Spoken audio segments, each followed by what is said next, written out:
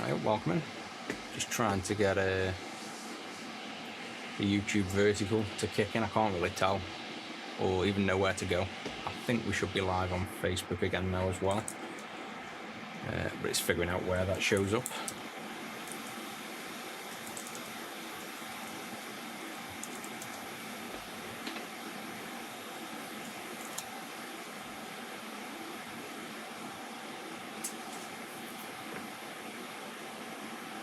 Yeah, I don't think it's showing. I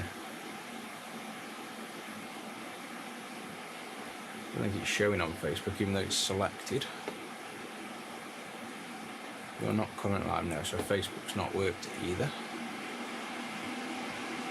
Set up live video.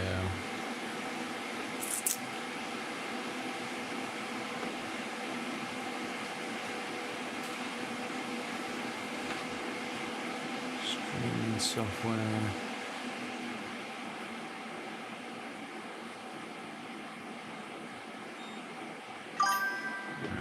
And Facebook and restart. Hey, welcome in. I'll probably be mostly messing with this stream. This one, I've only got an hour, so I don't know how far I'll get with this. But I'm trying to get it all up and running on all the other platforms now, and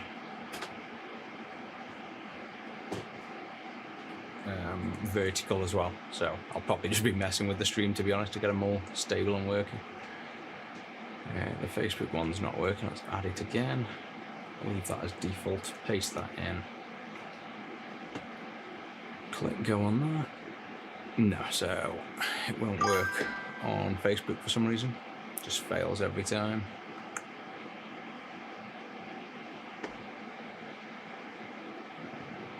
And then YouTube vertical, if anyone's, we're live on YouTube, but I think we're only live on, I think it's only done horizontal. I can't get the vertical to spin up either, so I'll toggle it on and off once more for the vertical YouTube, but I don't know whether I have to be different to spin up like a separate YouTube vertical stream, whether it lets me do both at the same time. I don't really know, to be honest, but I can't get it to, like, once it goes live on one, it locks in and I can't change it to check even the other stream, if you know what I mean. There's no way of me then bouncing between streams. That's why I think something's maybe off. But it doesn't complain on YouTube, it just like starts and says you're live when you're not. That's the problem.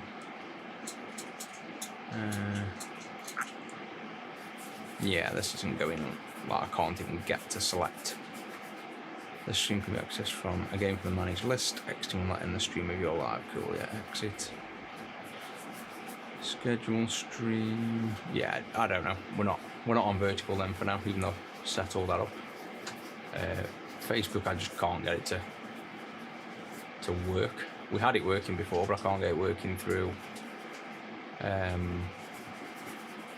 me try maybe its own encoder.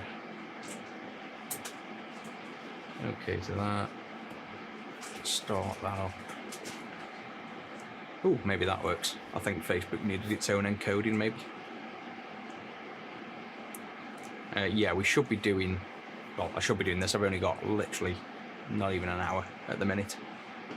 It's taken a lot of time to get things set up, so let's see if Facebook's actually worked or not.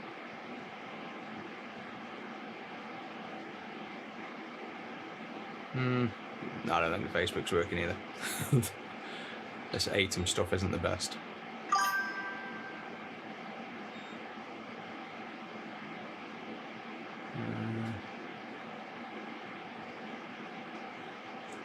Yeah, that hasn't worked either, by the looks of it.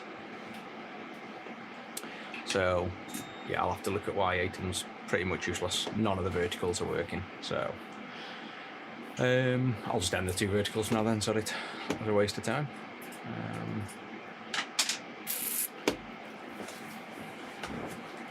Yeah, not too bad, just rushed at the minute with everything, so let's see what we can get done. These are the new. Did you get these as well? I sent these you guys for checking with Xbox Originals. We found this is a new one with 2 ribbons. So these are like shielded ribbons, but this is too long for any hard drive that I had to work. So what we have to do, I'll show you on another one, but we have to put the hard drive on the short side. So motherboard of the Xbox, put the SSD here, and then have basically that in the Xbox, that goes under. Hard drive sits here where the tray was, and then this comes over to the DVD, but we have to shorten the DVD one as well. So still working on it, trying to get it working right basically. Yeah, it was sent a few parcels ago. It was sent, not in the last one, the one before. If not, I can send you a few of these, because these are shielded, but it didn't really make any difference.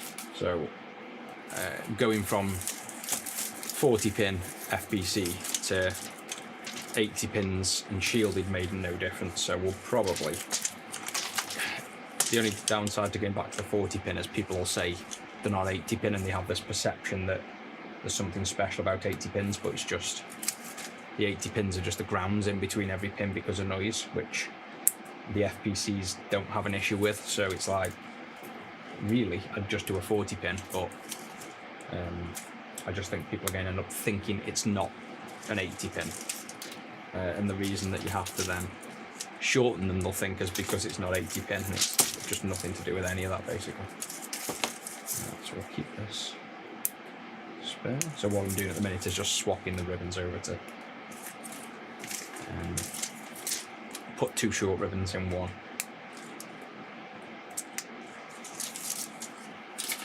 So the spares. Yeah, that's well annoying with that ATEM vertical. I've had to redo this entire scene as well. So everything about the set I just had to delete and redo. That goes in there. Does that go in that way, that on the Xbox, do you know? Pardon? Does that go notch on the outside? On what? On the Xbox motherboard? Yeah, yeah. Like it's like on the inside of the PC. Yeah, and then that one that goes into the red board, is that notch up? Or is that the other way around? That's the other way around in it. Yeah, I don't know. Just chop us one and I'll check it. Because if so, I have to reverse these. Inside, yeah, it's going like inside the Xbox. There you go. So, StarTech adapter.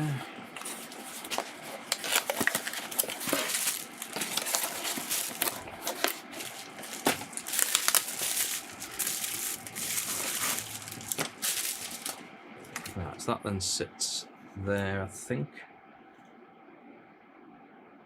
That way. Yeah, that goes that way. That goes into motherboard. That comes over. All the way around. Motherboard, that comes over. That goes upright, I think. I can't remember. Does anybody remember the StarTech ones? We've got one.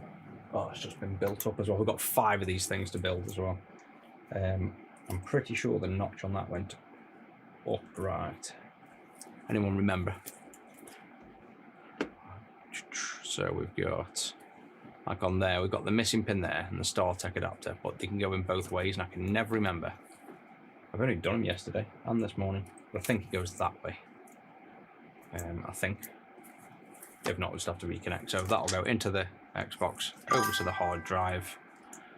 And then we go back out with the small one into the DVD drive. That's it. So we can always swap these around after, but just setting this up so Zach can crack on with the Xbox while I'm working on this stuff. This is basically when you upgrade the hard drives on the Xbox to SSDs, The 40-pin original ribbons are too noisy to support the SSD speed, and then buying an 80-pin ribbon, which is just a shielded one of these. This is what this ultimately is. I'll grab one in a sec.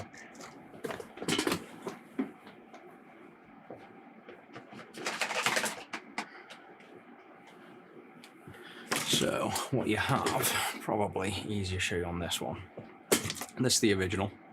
So this goes in motherboard here, DVD drive here.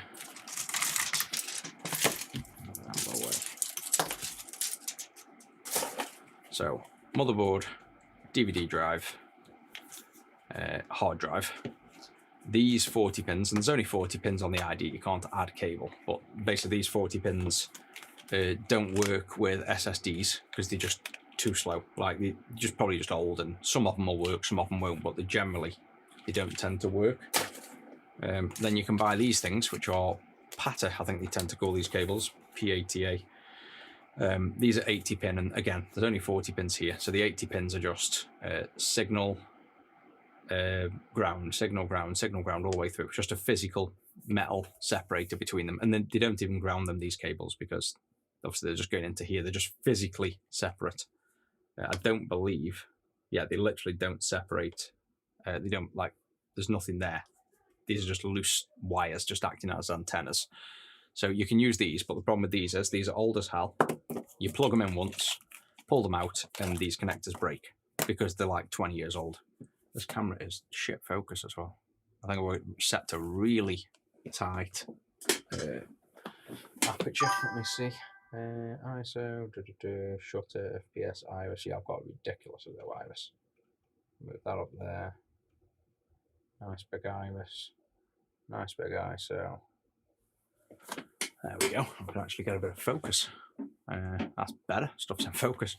I've got it set to f2.8. Yeah, so basically, these are really hard to get hold of. They're old. This is literally the last one I've got. I had to get it from America, and they're like 20 quid. So I'm trying to make a solution that replaces this. This fully works. We've now built 3 Xboxes with it.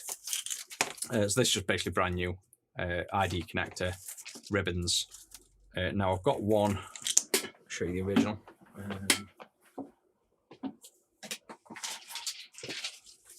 This is the first design, which I really want to use because it's much nicer looking. Just flat ribbon, 40 pin, perfect solution to replace them. This works just as good as this, but like I say, my concern will be people's perceptions that, you know what people are like, they think they know what the problem was and they know what the solution is. And people just think, you need 80 pins to solve the problem. That's not really the problem. The problem is actually the length of this wire and the speed of the signal and reflections. So a brand new FPC with better impedance, this is like impedance controlled traces. This works perfectly fine, 40 pin, you don't need to go 80 pin. But the length of this being this long versus this one, so I made it just slightly longer, so we've got a bit of wiggle room. This extra length prevents it working, like, at all. It will not work at that length. So that then led me down to try and figure out a place, like, well, the diagnostics was figuring out what was wrong. And I ended up putting this in the motherboard, and then instead of the DVD drive first, I put the hard drive, and then I wiggled this back over to the DVD drive, and that works flawlessly. So this is a solution if we make it with 2 ribbons, but then I don't like this 2 ribbon thing. So I'd want the solution to be this, but then, like I say, people are going to think that, that's why you've made it so the hard drive goes in the front here and you're doing all this messery. So either way, that's something we'll work on. And then the problem is this: when it comes from the motherboard and the hard drive sits here, you imagine the bay of the hard drive is this way typically, and now the hard drive sits this way. So we'd need a custom dock, or I'm considering even remaking the StarTech adapter myself like this and having the SSD sit under the DVD drive and leave that side completely free for airflow. So lots of things I'm contemplating and considering at the minute. But that's that one. Put one back in there.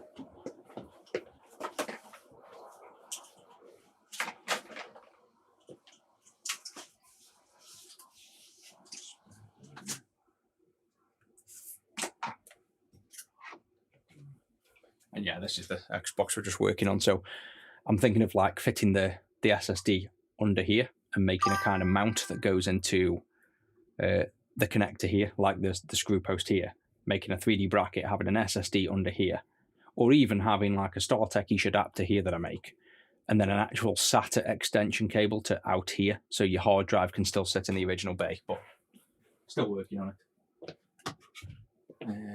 So that's that one. Then I just need to quickly program the mod show, whatever you call it, with Prometheus a minute. And then we should be able to get onto the thing that I said the title was about, which meant to be the Mega Drive. Oh yeah, we do the insignia as well. It's I just don't have time to play it myself, but it's pretty sick. I've done it for a few customers, and then it was like it had a spurt where everyone was ordering it and having insignia, and then we haven't done one in ages, probably like 6 months. I bet no one's ordered the insignia, but it literally lets you get onto Xbox Live, obviously, and play the original games. It's pretty cool.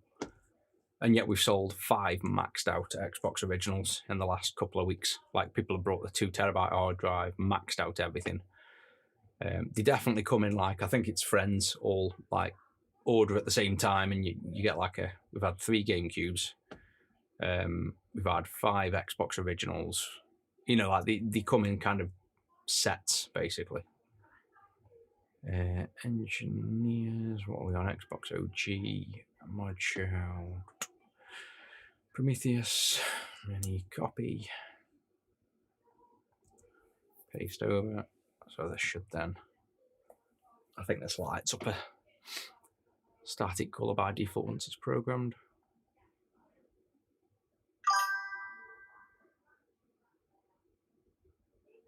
There we go. So that's lit up now. So you can see that's got Prometheus on now, and then we load up the BIOSes on the hard drive, and then just flash them straight off the hard drive as part of the setup.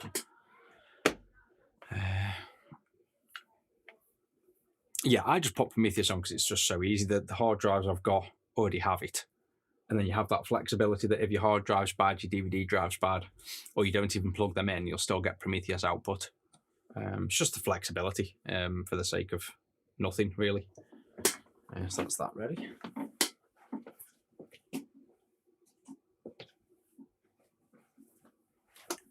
And then let's try and get somewhere with this then. I've got till about 2 o'clock.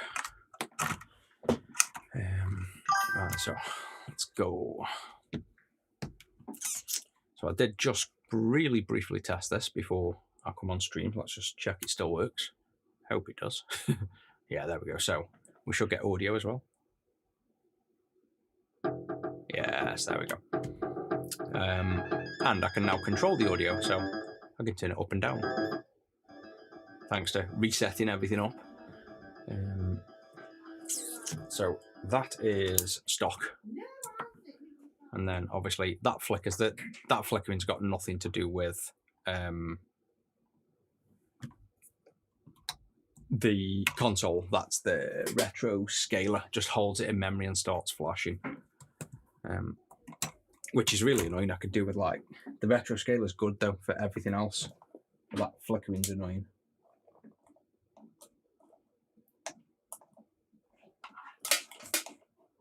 Oh, I've just unplugged the wrong thing. What am I doing now? I've just unplugged something that I don't even know what I've unplugged. That's the TV. I wanted to go into... what am I doing? Let's go into this, I think.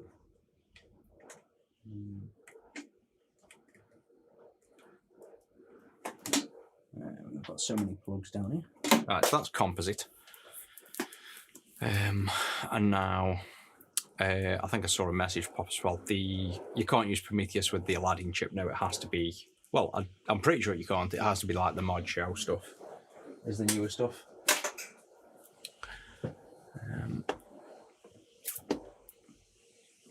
Right then, what are we doing? Yeah, so CleanRGB, brain blip. it's already got the, well, it's actually, it hasn't. I think that's just tacked this on for now. Or is that? Oh no, that is it. That's the full mod. So it's got the clean power mod on already. And now we need to do the CleanRGB. So I'm just going to use a Mega Drive 2 CleanRGB. And I did this before, didn't I? And I still haven't made the Mega Drive 1 CleanRGB.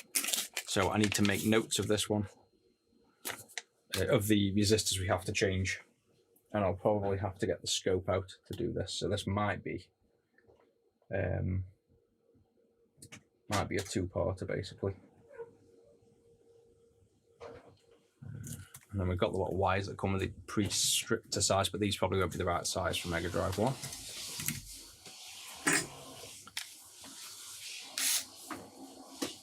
Oh, you can put the, can you put that Prometheus on the Aladdins then?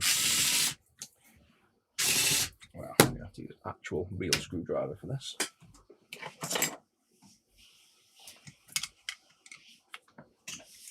Jeez, these are...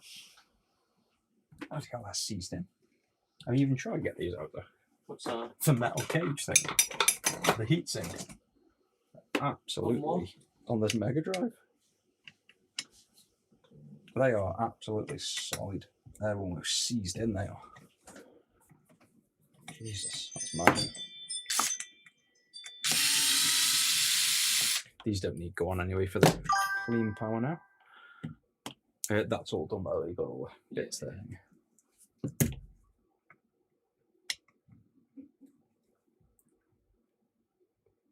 Bloody hell, this one's in tight.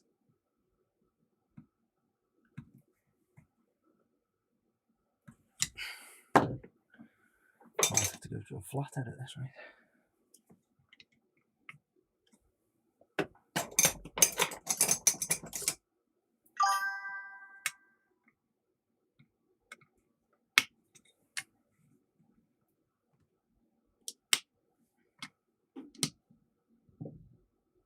Yes, definitely seized in.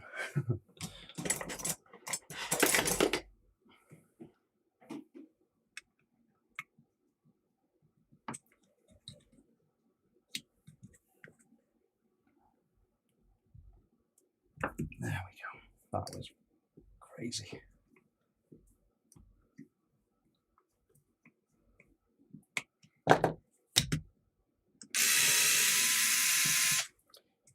Never had that much difficulty before.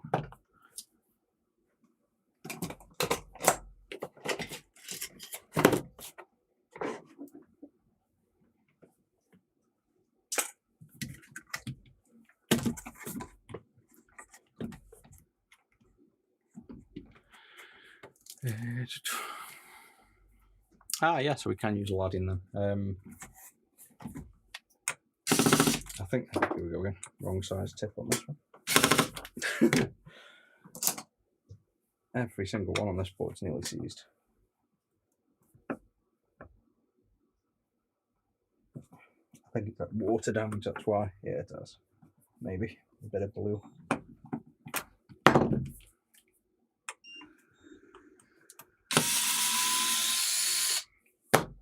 Yeah, there's a little bit of blue around there. It's like everything's seized in this area.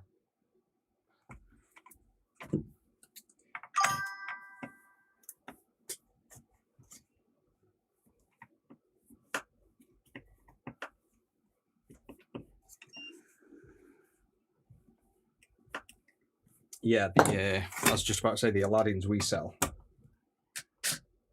They say you need like wow, you need originals, not clones, but it's like the original's probably long since not been made, and the clones are identical now. So all the ones we've had you could reprogram. Like every time we tried anything to program them, they do program. So I think it's that kind of old news sometimes that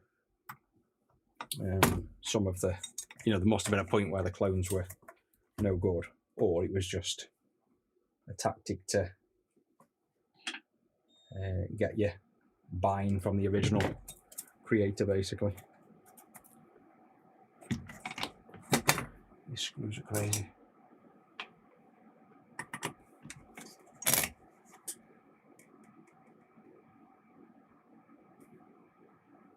Doesn't help that they're really soft screws as well.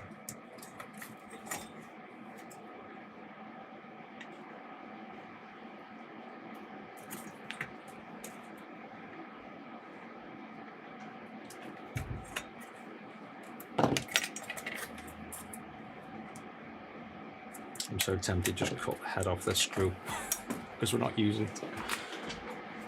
Can I get my bolt cutter in there? Oh, I can't quite get it in. Oh, what a shame. Let me grip with this and snap the head off, maybe.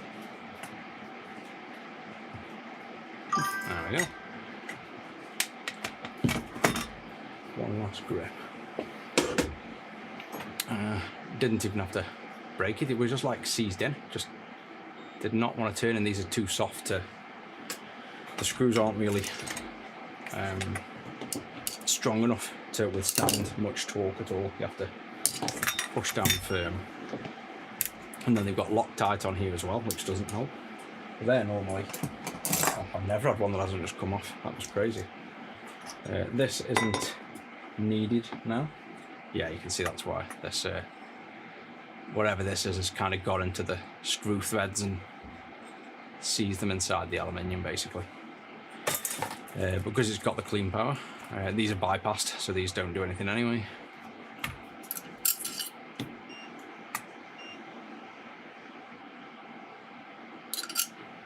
And now we did all that, so we can get to this. So we have this is the CXA chip, same as the Mega Drive 2, it's just set up slightly different. And then, if I remember rightly, you've got red, green and blue in here. C-Syncs, third and fourth up. I think third up is out, fourth up's the one we want, which is in. But we tend to cut that off at the AV port. Yeah, it will be, definitely be oxide in there. And then the RGB out will be here, here and here. And I guess we need to just cut traces, maybe. I'm just going to hot air this one out. Saves using much brain power.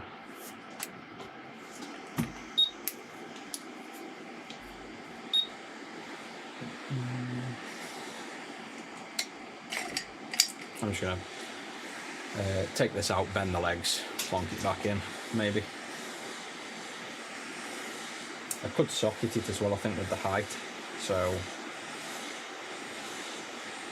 I don't know why, to be honest. I could just as easily cut the pins or traces, but we'll take this out this way. Try not to blow up all these lovely caps.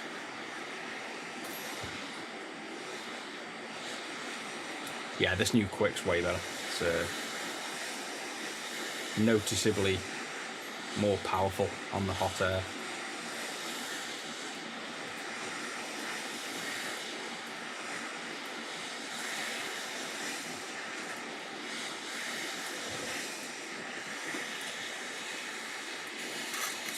Hence that. Just works.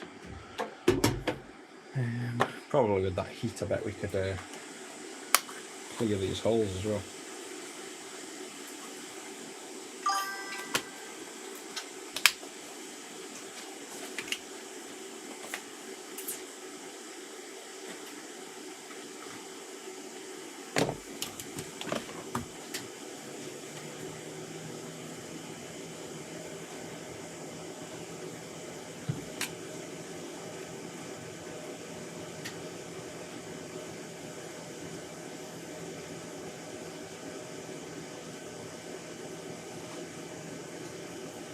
Yeah, it's one completely silver strip.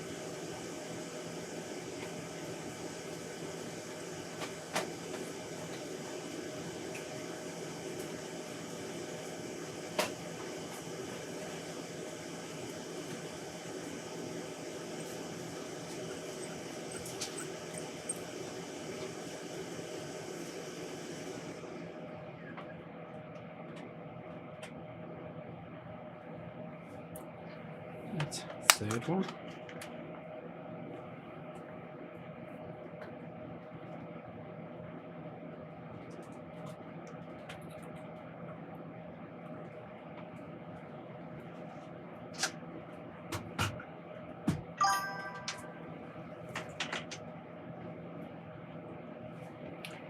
and that isn't going to work as good. So let's just, while it's still warm, blast them out with this mini one. We almost cleared it in one go.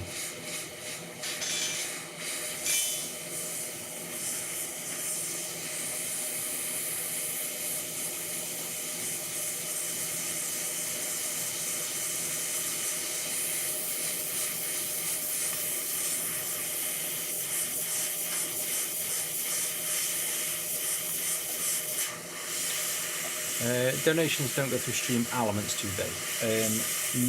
No, it's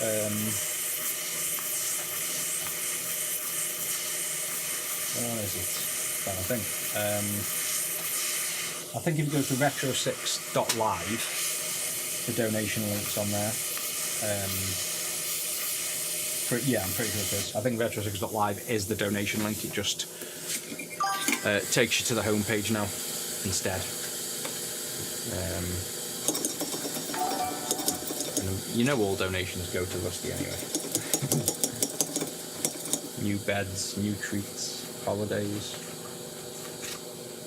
There we go. So the best way to definitely to clear the holes is that baby hot air. I think we've got some slight cleanup on the other side to do as well, looking at it. Just a little bit of mess there.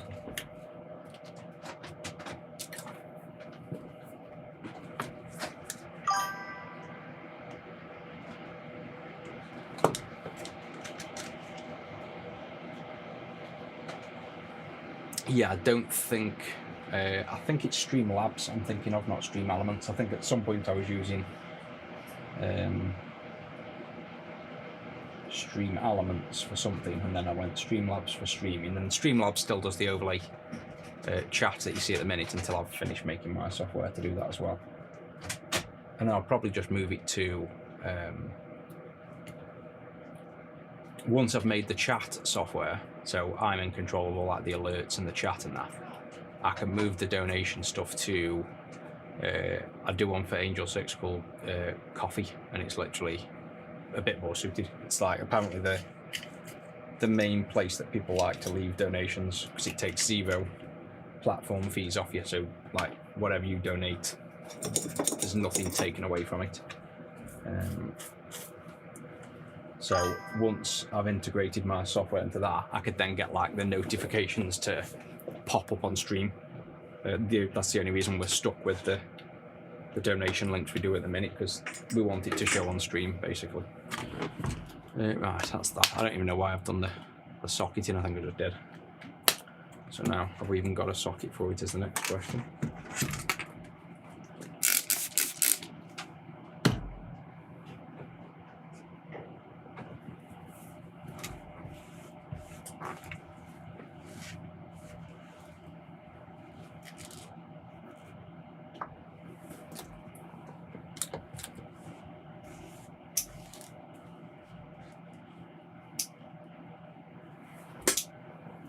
See if I can grab a socket.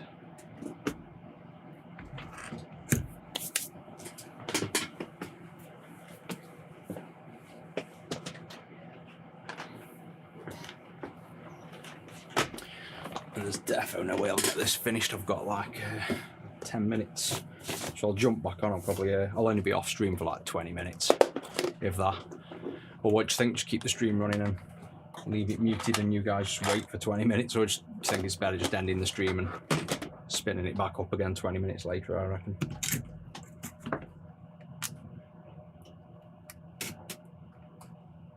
Two pins too long.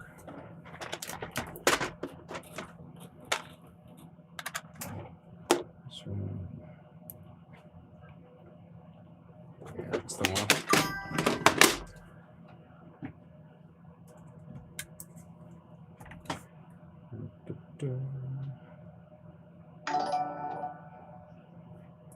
Oh, it's the wrong width. Ooh, see, tips work. Rusty treats, definitely. Thank you very much. Right, so we actually don't have, I don't think we've got the right width socket for this. So I'll probably just use these and make a socket for now, considering I've gone through the whole effort of lift. I mean, it doesn't really need a socket, but I've gone this far, I might as well put something in. So we need, look at this, make sure I get it right as well.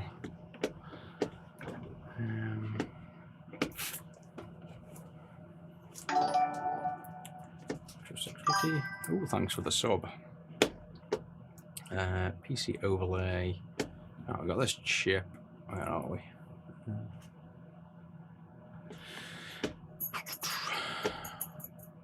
So this one wants to be this way. Bear in mind it goes in upside down on the console. And then we want to the inputs still want to go into this chip because we want composite out, so we don't want to mess with the inputs as such. They're going to stay where they are, but we do want to just bend RGB out. I think it's the only thing we want to do. Red, green and blue out will disconnect, and we're going to cut sync at the socket. It's just easier to do. So I think the only thing we need to do is just bend them 3 legs. So right now, open that up so they don't go into the socket, and then we'll tap our CleanRGB inputs off these pins, and then obviously the socket will have nothing on and we can solder to that. And then now it's out of here, we can nice and easily put this on. So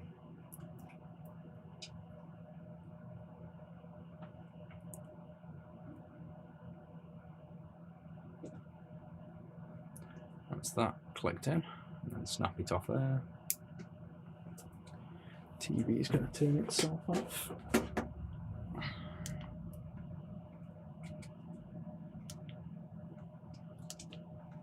Or is it? Are these buttons flat as well?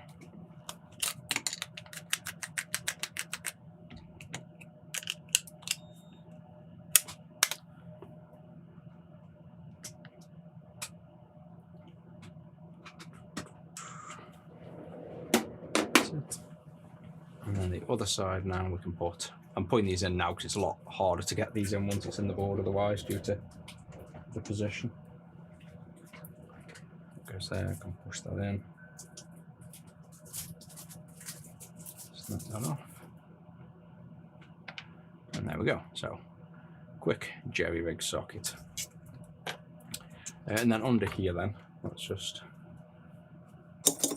open that up a minute.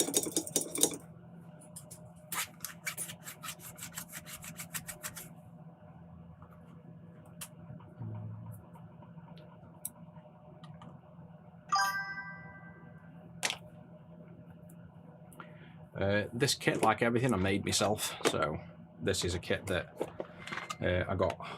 Again, I've got factories in China I work with basically. So I got them to. There was a guy on one of the streams that mentioned, because I used to hate these sockets with the round turn pins because the chips used to just creep out of them. So you'd install them in here, and then a month later or even a week later, the chips had just lifted out. So I thought these were shit and use like the metal flat springs that everybody else uses. And this one guy on stream just kept insisting that they're not shit, they are actually the better thing to use. And he recommended a brand that I didn't go with. I went with a Taiwanese brand, I think these are. I wrote it down somewhere. But basically the trick is you need high quality turn pin sockets, otherwise they're shit. So then I just went to my factory and had these made. I've got them, and I don't know whether they're for sale on the website. Probably nowhere to be found. I still technically have them, but they're expensive as hell. Like every one of these is like over £1 a socket, and there's like hundreds in that kit. So I think the kit ended up coming up to like not cheap, basically. Yeah, not even listed for that reason. So I just made them and I use them basically. But so that'll fit in there. You can see this is just about gonna.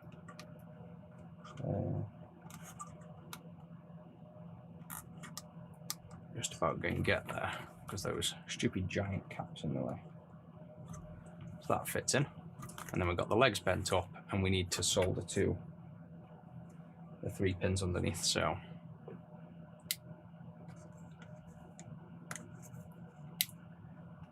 we need red, green, and blue.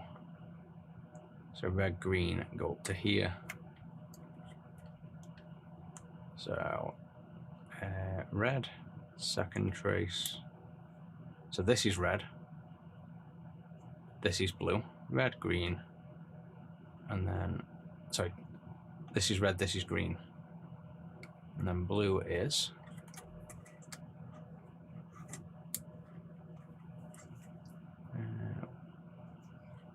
this big trace here, so we could maybe just scrape that off and solder to there.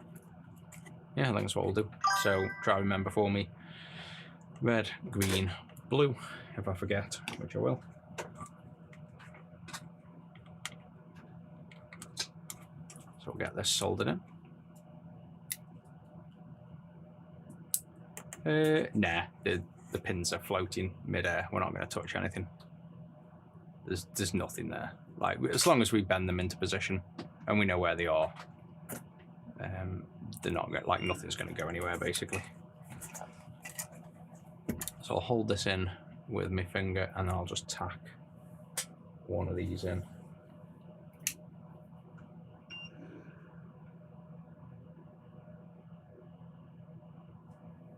I've got my extractor running and it's not even pointed at the fumes.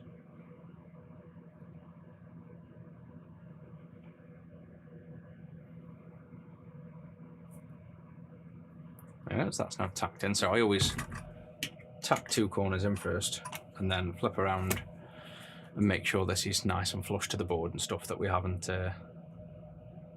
lifted up and everything's where we want it to. Chips in the right way. Now we can finish off all the other solder pads.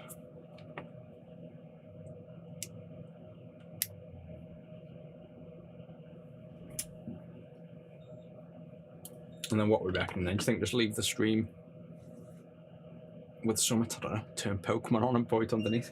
Because I'm just having a coffee basically, so I'll be like, I'll be about 20 minutes.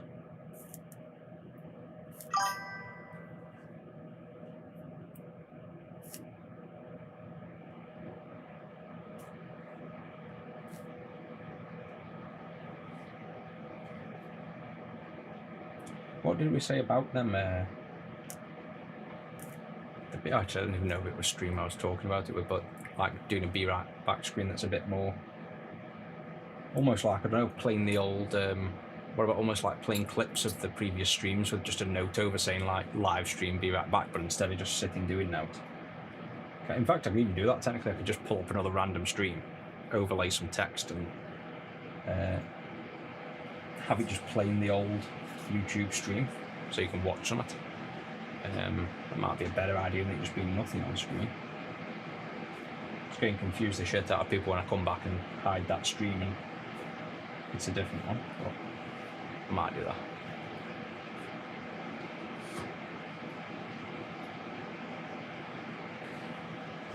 Right, so that's soldered in. We're probably better setting this up now then, because I've got a few minutes before I need to do this. I mean, all I need to technically do is get YouTube up, hopefully. So, channel. In fact, I better just hide this first in case I accidentally show something in me admin page or some shit that you're not meant to see. I don't know. And don't know. Maybe play the. I think I play something to do with the Mega Drive. Or yeah, the Clean Screen 4. Or I could do the last one we did a Mega Drive on. Like, I could either go back to a stream that is relevant to this one, like I've done this kind of install, or I can just play the Clean Screen V4 and then jump. In fact, I'll do the Clean Screen because then it's going to tease people that were watching it to go and finish watching it. So we just have to go to here maybe. Let me just mute. And there we go. Yeah, right, so mute that. Then I could be... This is definitely going to confuse people that are watching live though, because there's going to be like chat going on and all sorts, but we'll see. Yeah, so what I could do is Make that full. Oh, that's not full screen on Mac, is it? What's full screen? That is full screen. And then this is like the most jerry-rig setup ever. That'd go full screen to there. And then I could show the PC like this, you see, like playing that over and unmute the music. But then I would have to, that'd have to hide. Like that. And then I just want some text over there, don't I? Which if I quickly make that, then that's what we could do. I think you could have like that playing over the top. And just put like a, I don't know, what would you put? Be right back. And then maybe put a black faded gradient over so it's like, it's dull in the background so it's a bit, you know, you can see it but it's a bit fadey. I think that's what we're best doing maybe. So...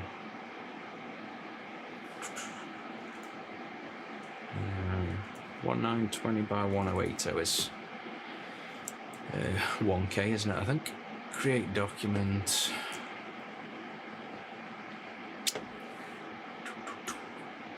In fact, you might as well see me doing this, haven't you? So you can see what I'm doing. Why can't I get this over to the other screen? Okay, that's weird. What the hell?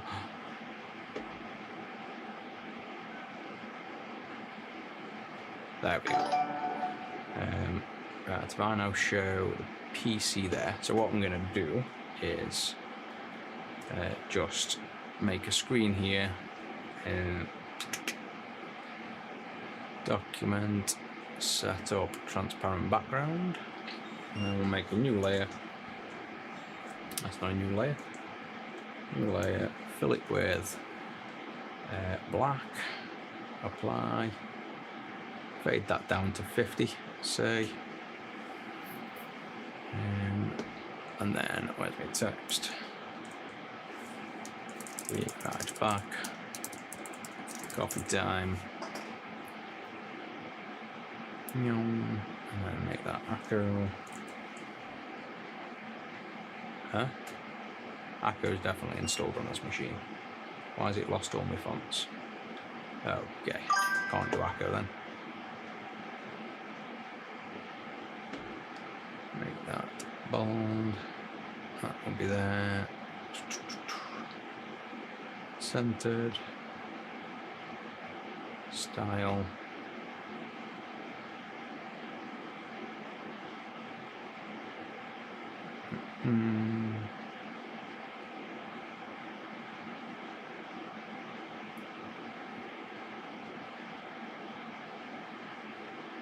This is so 90s.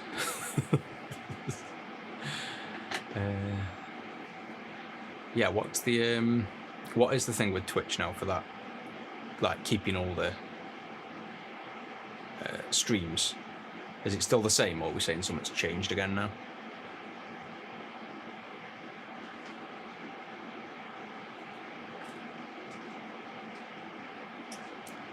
I'll probably do.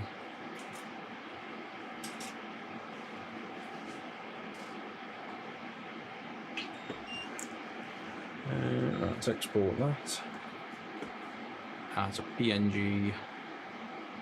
Right, so that's what I'm doing basically. Switch back to this one now. I'll save this and dump it over the top.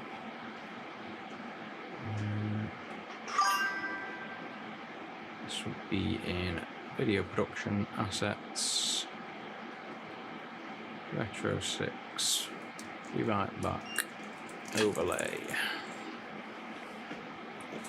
Change it again. I was on one of their podcasts, but not to the end. Change it for affiliates and partners. It's not a partner and affiliate, so not 60 days as standard. So what do I need to do to get it to that? Has it made it harder for me to get it to the point where they'll keep it? Because I know we had to do, what, like 90 streams or something, I think it was. Let me try and overlay this thing. Sources, add, image, be right back overlay. Okay, browse. No, I'm not. I haven't even done anything with Twitch in terms of looked at it since I set it up, really, for seeing how far I need to go, or what you need to do, to be honest. I can look at it after this. Production assets, Retro 6, be right back, background, hey, and then this can scale down. That's one giant be right back screen.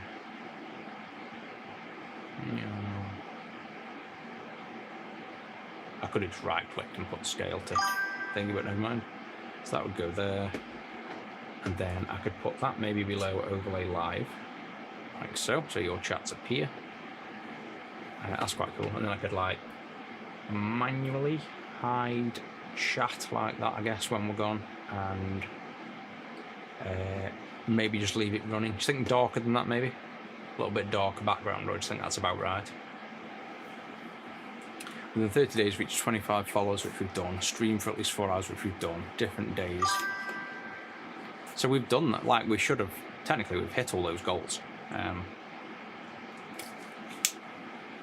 Right, so I can keep that be right back overlay for now, and we'll I'll go until the last minute, so we get on with as much as we can.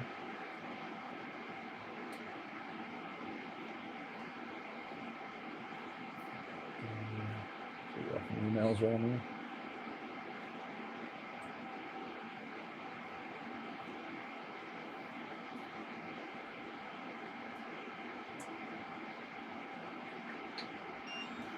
Right then, should have used coffee cup character for the wingding font, really. Yeah, I mean, we've even got time to make a coffee cup. We could put a coffee cup video in. Right, so background for now, I think, yeah, I think that's going to be okay. Close that down, not going to save that. Leave that open ready. Yeah, let's have a quick look at Twitch then before I carry on. Twitch, right, you know me, where the hell do I go in Twitch again? Settings? No. Create a dashboard. There we go. And then create dashboard achievements. I see no achievements. There we go. Analytics achievements. Path to partner 0. Path to affiliate completed. So am I an affiliate? Overlay the PC. Is that affiliate status then, do you think? Path to affiliate, congratulations, yeah, you're an affiliate. And then partner, oh, it's the partner thing, isn't it? I think the partners don't keep the streams now. So 6 streams on 6 unique days. At the minute, we're doing none of them, which would normally not be too bad, but why does it say no streams as well? Like, or have I literally just not streamed that much that I've got none? So I've got to do 6 streams on 6 unique days. Oh, that's the problem. It's 75 viewers. We're not big enough at all. Basically, we just don't get that many viewers. So we've got affiliate, but does that mean we can't maintain the streams? Like, they're still not going to save until you get to partner. Is that just never going to save the streams basically after 7 days?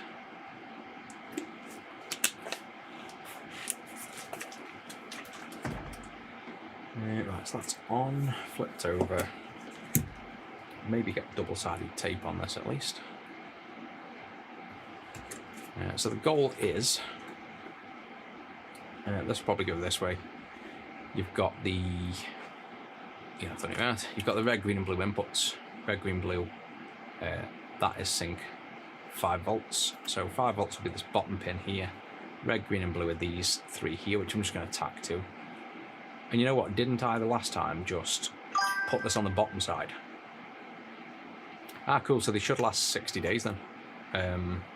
That's actually good because that's all we cared about. So I stuck it there, yeah, because otherwise these 3 you're going to have to come back up through the board, and we've got that there. So I think maybe almost stick it out there because, or almost stick it there so I can get the red, green, and blue here. The 5 volts still exposed there. That's a good place. Let's go for that. I'll probably have to use my own wire because I don't think these wires are going to be the right length. But let's just go for that. So red, green and blue are exposed. That sticks there. There we go. Get the extractor. The socket kit can go back.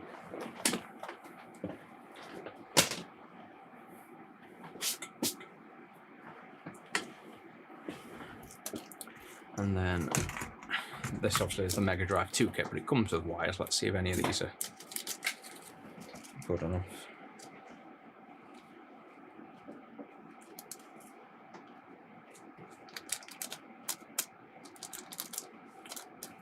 There we go.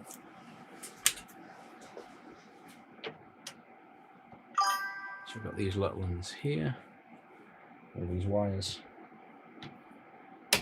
And now, to be honest, I've got the new wire kits I made anyway. So I don't know whether to just use my new wire and show that off, or whether we use the one that come with the kit. I did the order but got into it. Yeah, I saw a text message. I probably missed the chat at the start, but I saw a text message. I'll take a look after all. Let me just make sure that isn't on screen so I don't open up a admin backend.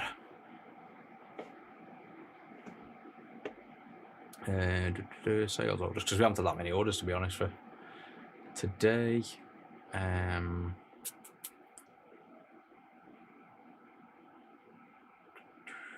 Did you get an order number or anything to check by, or what did you have in the order? Because I'm gonna guess maybe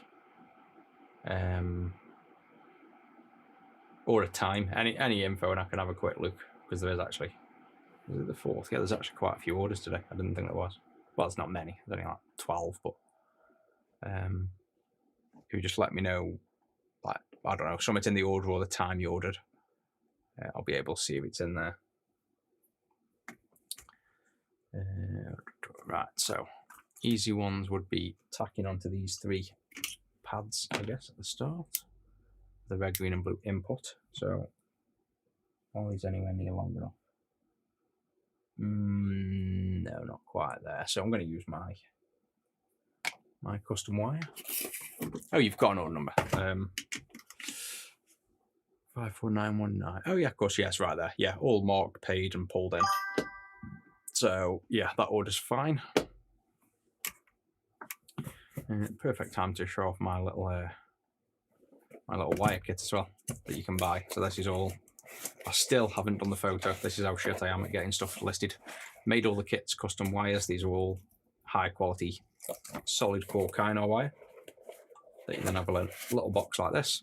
Perfect now for red, green and blue. So I'm going to get the red, get my little wire strippers. So we now sell these kits. Strip a little bit off, and then we can look over the top here, get the right length. So see how it's perfectly stripped, that wire. Red will be there. Probably want it about that big. So we're then going to just cut the wire there. And then grab the strippers like that. Get it in there. Ta-da! Now we have a nice little fast way to strip these wires. And we can do color-coded ones. Stripper, no, not yet, because basically the best one I found in one way was this, but the problem is I brought one for Zach, the exact same make, same person, and the entire tolerance of the grip is just on this little plastic slider, so you have to mess with that slider a bit to get it just at the right place where it pulls, but then so long as you don't touch it, works great. But this is just an AliExpress jobby. I think what I should do is link it in the description of the page to get this from, but it's basically FSE FS-D4, and I tried like 4 or 5 different ones and this was the best. So that's all I'd do. But yeah, this wire's ideal then.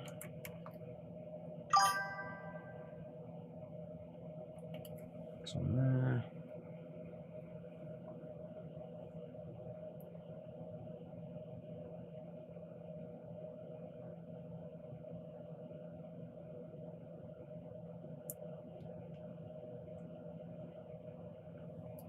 And then you don't want to stay on too long on them pins, otherwise you'll end up soldering the chip into the socket.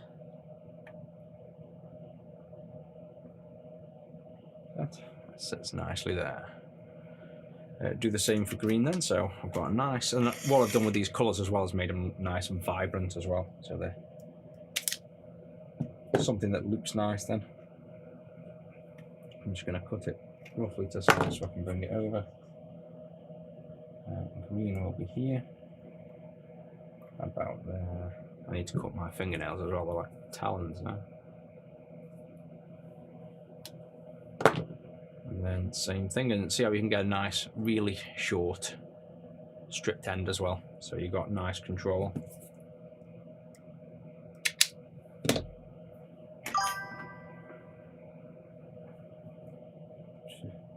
Yeah, now my tidy myself up session is one random morning for half an hour. Shave, clipper, everything in one go. A lot of spit shine. And there we go. Right, let me mute this a sec, I'll probably go another 5 minutes.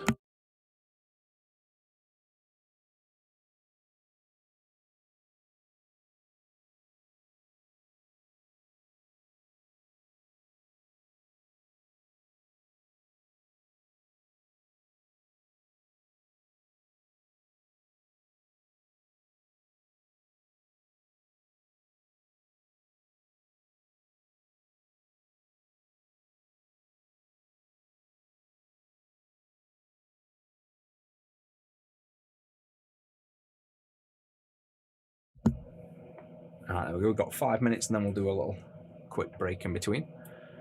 Red, green. Do I do my hair myself? No, I've never done my hair myself. I keep thinking of changing it again, but it's one of them, I've had it for that long now. Like, well, the style changes a little bit, but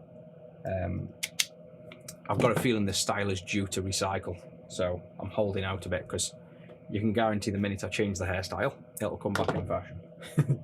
Plus, without a fringe, I've got a slab head. So it's like the fringe kind of covers that a little bit. And it doesn't look too bad at certain angles, and then you'll see yourself on some photos.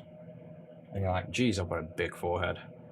So it's like, if I changed the hairstyle and didn't have a fringe, I think it'd be a shock for people that are used to seeing me. But I'd have my hair any which way. I've had it like slicked back, I've had it shaved, I've had it blue, red, blonde, purple, black, natural, which it is now. I've had it spiked all out, I've had it short. I like it any which way. It's more that most people get used to seeing you a certain way.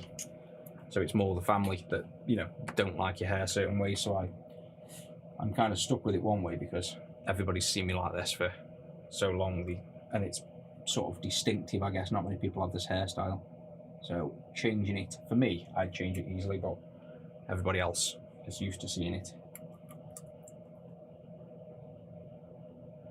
So I must say I'm liking this. I know I purposely picked this wire by making sure the factory sent me high quality stuff, but I must say I'm liking this. Look how nice and vibrant that wire is.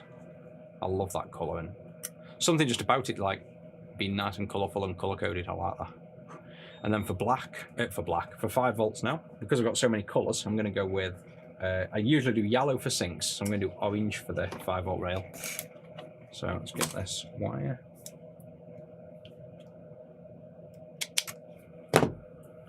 Cut a little bit off.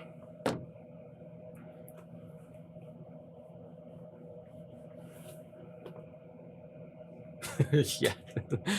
See, one of the guys that I used to work with while I used to employ him, I'm sure he used to think I was balding at the back of my head. Because I've got a core flick at the back of my head, like somewhere here, probably see it, like there, sort of thing, like my hair always wants to core flick from there. So when I spike it up, I don't always look at the back of my head, I couldn't care sometimes. And if I spike it the wrong way, it looks like I've got a big bald patch here. And I must have done that for so long when he worked with me that one morning when I hadn't bothered doing my hair, I just had a shower or I'd been in the gym or something, so I showered and it wasn't spiked up. All my hair was flat and there was no bald patch. And he was like, I thought you were bald. I'm like, bald? Are you joking? And none of my family go bald till they're like 70. So, but no, he thought, I'm sure he thought I was going bald just because I spike it up and you can see the scalp in there. So one thing I don't think I'll ever struggle with is hair loss. because, like I say, my family have all got decent hair. Although grey is definitely coming. Can't stop that one. I've gone grey in my family earlier than anybody, I think. I blame it on the work and the stress.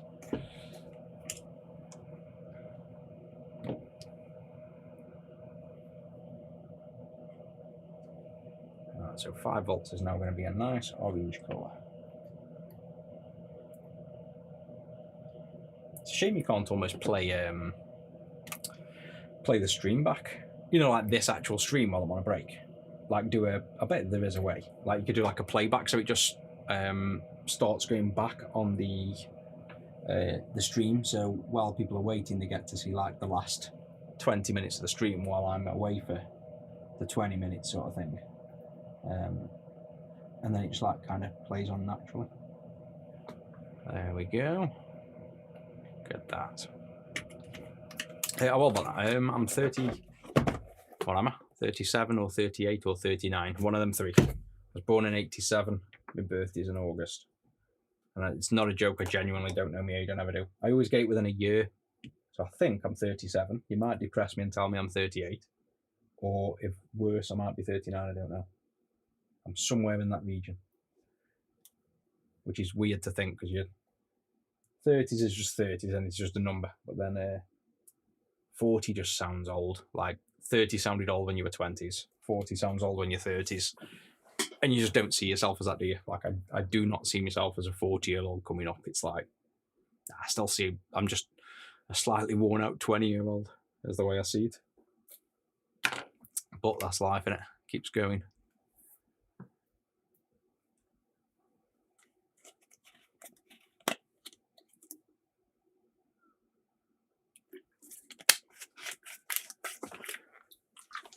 Right, and there's this chair high as well. There we go. Oh no, I know what I've done. I've clipped the overlay chat scene there. I think I clipped. I kept wondering why my head was cutting off. I've had to redo all this scene, haven't I? So there. Ooh, a bit high up. Down a bit. Out a bit. In a bit. There we go. I must be the oldest here. Right, so we have, zoom out a little bit, we have the red, green and blue inputs, the 5 volt input. The sync will be the sync input, which is going to be third pin up. Actually, I got it wrong. So, oh, it's under here. Is it? Yeah, it's under there. Damn it. That was a nice solution as well. Because you can see the red, green and blue, and you can see that, but there's a sync under here. So, can we see where that goes? Of course, can't see. Oh no, sync, we're not doing that, are we? That's why I said. Sync's going to go to the AV port all the way up here. That's why. So now ground on here is top, so we can go to this, which, yeah, is this big pad. So we can go to that under there. We could go to this pad here. So basically, we could go to like, you know, ground could go down here if we wanted, or it can go to here. So I'm just going to go probably down here.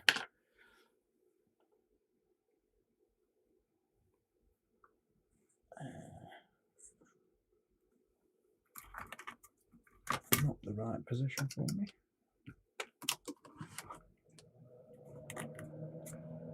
Zoom in a bit. Yeah, my body was perfectly fine. I used to laugh at everybody getting issues and aches and moans and back problems, teeth problems, everything. And I was like, I never get any issues whatsoever. And then about 35-ish come around. I slipped in Jamaica, fell on my backpack like a turtle. Couldn't get off the sofa for weeks. That was the start of back issues on and off. Nothing bad now, but I had back issues for like 4 years then. Then I never went to the dentist for, to be honest, I can probably say from 18 to 30 something, I'd never even been to the dentist, genuinely. Never really had issues with my teeth, so never went. Then went after I'd had the back trouble, and oh yeah, you need like 9 fillings or something, and your mouth's falling apart and all this shit, and I'm like, oh, wicked. I was like, so I've gone all my life without the dentist, no problem. And you're telling me now I've come to the dentist, all of a sudden I've got like a £1.5 bill and everything's just on the verge of failing, is it? So I'm like, I don't know how much I believe them versus how much they just wanted some money off me, but I had all them fillings. And then, what else happened? Then I started getting head issues. I've always had migraines, that's the only thing I do suffer with. But I started getting like, I think what it was, I think we spoke about it before on here with Ghost about like, I probably had a seizure at some point as well, which isn't exactly funny, but I think I probably did. All stress related. I've had major stress with one of the companies. And I was getting things like, the only way I could describe it was like fear and fright. Like I just sitting here working away and then I just feel fear, like someone was going to stab me. Couldn't explain it at all, had to stand up and went have an MRI and everything. They said I'd got no issues, I hadn't had strokes and all this lot, and they just said it was panic attacks, which it might well have been, but when you say like a panic attack, you think it's something that you'd be aware of, and I'm not panicked. What are you on about? It's like, it's not that. I think panic attacks are a lot different than what you think they are. I made this wire way too long. So I had like all that going on, which I think was just all stress related, and then now luckily I'm in I think a lot better place in general with health, with losing some weight and taking all the multivits and not stressing myself out as much and all stuff like that. I think I'm generally back to a lot fitter than I am, but the only thing from all that was it did.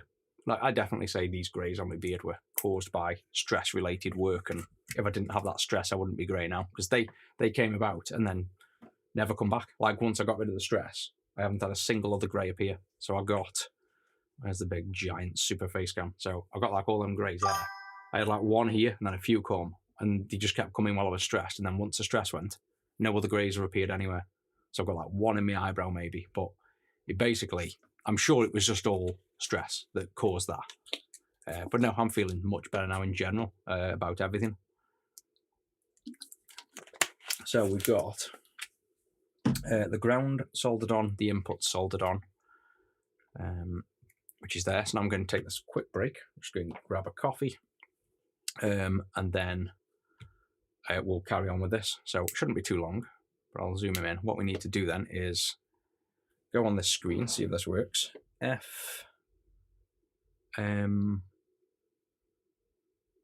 you think I put it on mute, or do you think I just play the audio? It makes sense, play the audio, play the audio. I'll make that full screen, play that, unmute this, and then you'll just hear it through the mic, I reckon. Yeah, I haven't got this isn't set up at the minute to do this, so it's just going to come through and leave the mic on. You might just hear Zach sneezing and farting. So unmute that. Yeah, it's fine. I turn that down with this. OBS right. setup, it just takes so long to start up. That sounds about working as well. What was that volume like for the playback? Maybe turn it up a bit. So I'll go silent, and then this will be the vid. What was that? I just want to double check it was still on. That sound about audible, or do you want it a bit louder? Afternoon, we're literally, well, I'm just about to go grab a coffee for 15, 20 minutes, and I'll be back on. So I'm going to leave the stream live, do some funky, it sounds like it with a frog in his throat. I'm going to do this, and then I'm going to do this, and then I'm going to do this. Haha, get that. Then play this, and then the mic will be on, because at the minute I can't figure it out another way. And I'll do this, and look at that. This is going to confuse the fuck out of people. Because this is going to now be a playback video of me while I'm not here with a random stream on, but it'll do for now. So yeah, I'll catch you guys in a minute.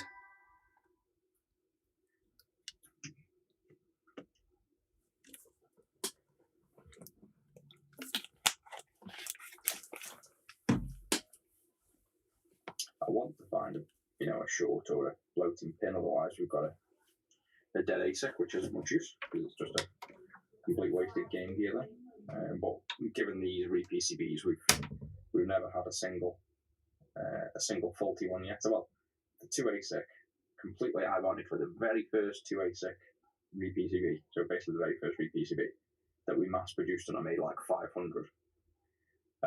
The very first one I took out the box to test had a fault on. It had got like the gold etching or gold can't even know what they call it. Basically, where they put gold down onto the board. Some gold must have spilt and made a short over the 1 and 2 buttons. So we did have a faulty one that had to cut through the trace on. And I was like, oh, that's not a good start on, a mass production run of a really popular product. But that ended up being the only faulty PCB we ever had. Was the very first one I pulled out of the tub. So that was just good luck. So this has got no issues. So it's going to be, I'm pretty sure, a faulty ASIC. Just give me 2 seconds. I've just got to send some details. We've got work going on, so I'm trying to do a stream at the same time as I've got a ton of things actually happening in the background. Clean power definitely for the game, but I'd say the most beneficial clean powers are literally Game Boy Original, Game Boy Pocket, and Game Boy Color.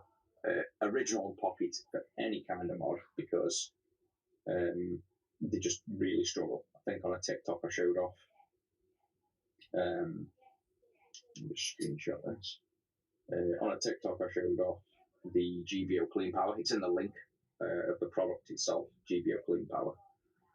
Showing off how bad the original regulator is. The Pocket is pretty much as bad. So if you do almost anything, then you'll get a failing regulator, basically like dipping in voltage. The Game Boy Color isn't too bad, but as soon as you add, like say, an amp and a screen, then you need the clean power as well, and the power cap.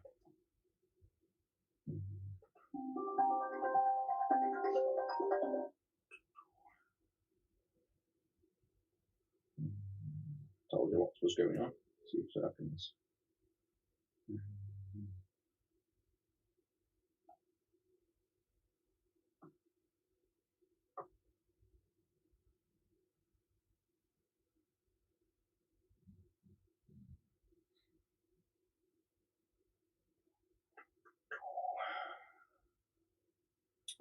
Activity. So this one, we're going to probably swap the ASIC. There's one other trick I've found that works with this, which is, I've known it once, where you bridge the TMSS pin, which is basically the trademark screen. I always thought it stood for trademark splash screen, but it doesn't. It stands for something different if you Google it. It's the Master Systems, it's like trademark something or other, but it basically means the blue splash screen that appears. I have known on one ASIC before that for some unknown reason, probably an internal fault, if we bypassed it, it would then boot. It's just that then you couldn't have that blue splash screen if you wanted, but it's better than a dead ASIC, basically. I have an amp on Pocket, and when the volumes turn up, it's that. Yeah, it's literally, that's your clean power. That's what you need the clean power for. Right, so zoom out a bit and let's see if this has changed. I doubt it. It's only ever worked once, but you never know. No, so that's pretty much going to be. I mean, we could plug in. We could plug in a clean screen for the sake, but the fact it's not even getting. Now, this is probably going to tell as well. To be honest, this is a good example of where the clean screen can act as an oscilloscope and help you diagnose a bad. I tell you, every time I come in this room, I say it every time, something on this table.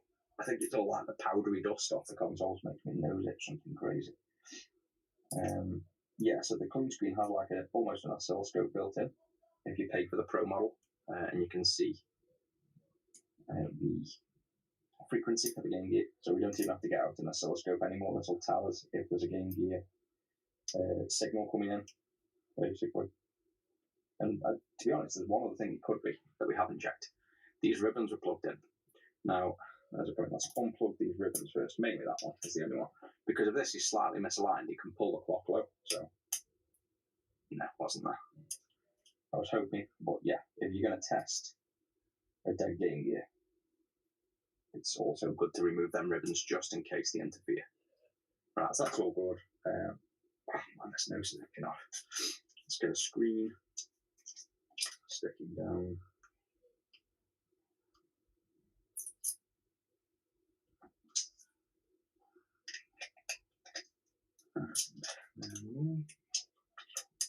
And I don't know whether, because I've started the stream, and it started up on YouTube as subs only, I don't know whether if I edit it after it is actually public. I think it is, but I don't know why it keeps going to sub only when I start the stream. I've got no idea. It'd be nice to be able to stream have a link in the ATEM, is it? ATEM multi-stream. It'd be nice to have like a stream key on YouTube, one for subs only and one for normal, so I don't have to edit it every time I go live. I think I did one the other day thinking we were doing a public one. I was doing it to subs only, and I was doing it for hours, so I didn't really notice. So with the clean screen V4, I think this is the latest one now. We need a USB cable. So there's a trick here. If you want to use the PC interface, but you also want the Game Gear to boot, and you don't want to use anything but the USB, so you don't want the power board attached, we need to stub this USB port.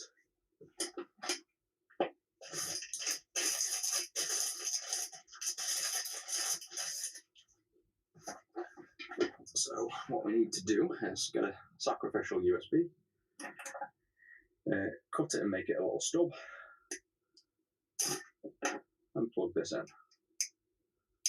And there's now the magic. So now this will boot off going into the clean screen here. It'll still boot the Game Gear. And then with that plugged in now, you can see my nice greasy fingerprints. Oh, interesting. That's working. So the reset light isn't working. But this would say there's no Game Gear and it isn't. So that's working. Interesting. Alright, so unplug the cable. I wonder if it's just a faulty reset signal or a faulty USB port, because we're presuming it's not resetting because we're pressing the reset button on the read PCB, but maybe there's another issue. Let me zoom out so you can see a bit more of what I'm doing. I wish this camera zoomed out a bit more sometimes. So we've got Sonic 2 in. We are going to plug this in here, and I reckon this is going to load. I do, but I wasn't. I should have always really screw these in or leave this cable, because every time I go to plug this in without a bracket, yeah, working. There's the wheel. So we just have and it's not really a problem as such, because this reset is like a test. It's a debug reset. So it's just actually a debug reset button issue, which again, I've just literally said we have no faulty re-PCBs, and there's something faulty. Well, I say that, there might not be something faulty about the reset. This Game Gear might not listen out for it might have an internal problem with the VRF circuit. So we might have a fast on off issue when we build it, but that one's working. Let me toggle, well, check audio. Get the speaker.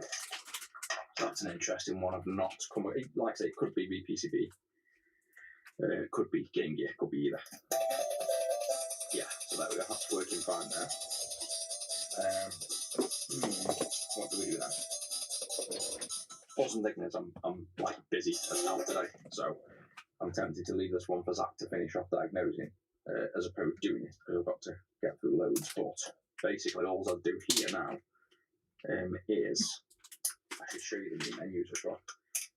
I would open my schematic, trace where this goes, and check if the reset is doing what it should do, basically sending VRF to ground and stuff. The port in general looks okay.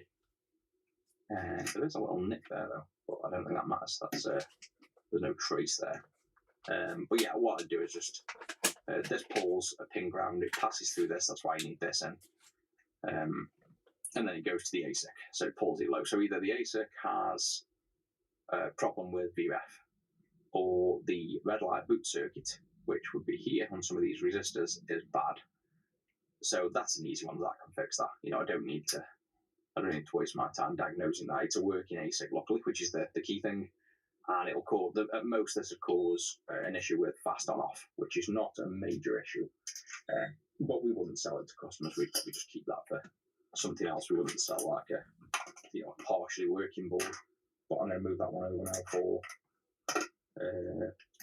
Zach to finish off. That one's fine then. So an interesting one. It's either Like I said, the reset button on here, or the VREF circuit maybe, and all the resistors for VREF, they're around here somewhere. They look all fine. All them pins are fine. So I don't think it's soldering. I think at most it's going to be maybe this USB, the debug port has maybe got a problem, or this button maybe isn't working. But like I say, minor thing to diagnose. That's one working. This one's got no red light. The next one, so it literally just says no red light. Those are the three that should be joined. But yeah, let's just confirm first we get the no red light issue. So that's yeah, so no red light when we plug in. Tapping does nothing. So I'm going to guess we get no audio and no gain. So I suppose let's use the zoom out. Let's use the clean screen in this instance to show you what I wanted to help with diagnostics. So it's not just a screen board. You can actually use this to actually debug problems on your Game Gear. So it's useful for both things.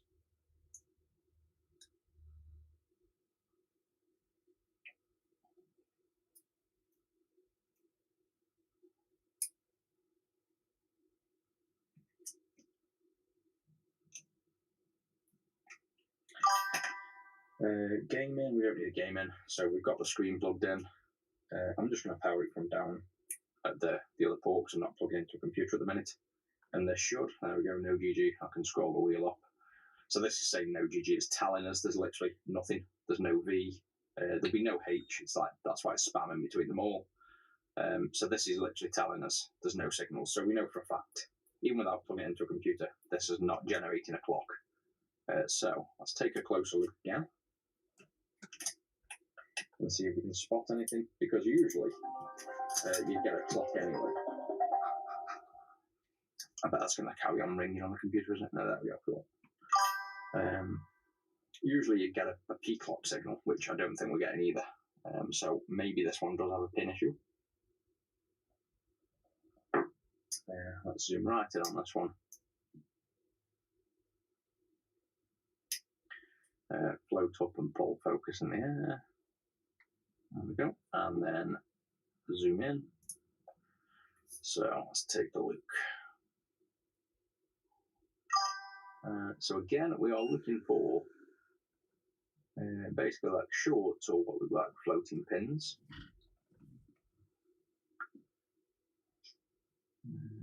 Yeah, the big, is that the big belt clip battery brick that plugs into the DC jack? I used to have one of them actually, like recently, but I think I don't know if we sold it or I lost it. I can't remember one or the other. But you can you could fit, technically you could fit a Game Gear clean juice inside there, and that was a bit of solder. I think the DC jack can accept 5 volts in, maybe. I think it could. I'd have to look at the schematic, but I think you basically like fit a Game Gear clean juice in, and then like wire it up so you could have it internally modded with a USB-C port as well. That looks okay. Hey, welcome in. First new stream on my new setup again. I've changed machine again. So this is now I've gone to a Mac Studio, to be honest. This is I've got this is the M4 something or other, Max Pro Ultra, God knows the name of it. And then I've got the M3 Ultra version from my software dev in the other room. I've just like moved everything over to them for now. But I must say, for streaming, it does seem, well, obviously Macs are definitely good at that. Like this stream seems to, the PC handles it much smoother. So those 2 pins are meant to be bridged, and they are. These 3 pins are 6, 7, and 8, and they're bridged, and they are. So it doesn't look the cleanest, but it's literally, it's correct. Those pins should be bridged. So there's no major benefit to removing that bridge. It's meant to be bridged. We check that side. So check this side. There you go. There's a dodgy looking pin. He's surely not attached. He is as well. That looks dodgy as hell. I think it's just maybe this has come off the board and it's already been bent and it's tacked in position. I'll probably bend that back in because that looks weird. But it's on. It's not going to cause our problems. And they always look worse when you zoom right in under a magnifying glass. You can see like every wisp of hair and grime. Sometimes it looks when you're really close, but it's to the eye. These are like nice and clean, if you know what I mean. So none of them, to me, look shorted, I don't think. Just let me know if you see any, but I haven't seen any yet. And then this one, well, we plucked one solder ball off one pin at the start, but I don't think that'd be it. That's just like sponge again, that's a melamine sponge. Those are the other pins that are meant to be joined, so that's fine. Yeah, and they all look okay. Like I can see wisps of like, fluff like that will be cleaning sponges and things, but I can't see anything in there so far that I'd say, again, is a bad connection. But this one's a bit more actually what we should do is take a look at the clock area, because we're getting no clock. It would almost always get clock. That looks fine. General inspection around the board, I guess, as well. Just make sure nothing else from factory looks out of place, and it doesn't. Again, these are disconnected, getting no clock, just to make sure nothing's feeling. Not much over here to look at. So, yeah, there's not much else there to check, I don't think, again. Maybe reflowing this is worth it in this case, or maybe doing the oscilloscope out, I'm not sure, just to actually see the clock, just to be sure. But the fact we're getting no red light. 5 volts, no extra power draw. Yeah, nothing's getting hot. Yeah, nothing. I forgot the oscilloscope probe. Where did I put it? I need it up here. Let's just pull up the scope for the sake of having everything right installed on this computer to research it. Picoscope. No, I haven't. Let's download it. Oh, that's going to be the fun thing. I'm on a Mac. Picoscope not got a Mac app. I hope they have.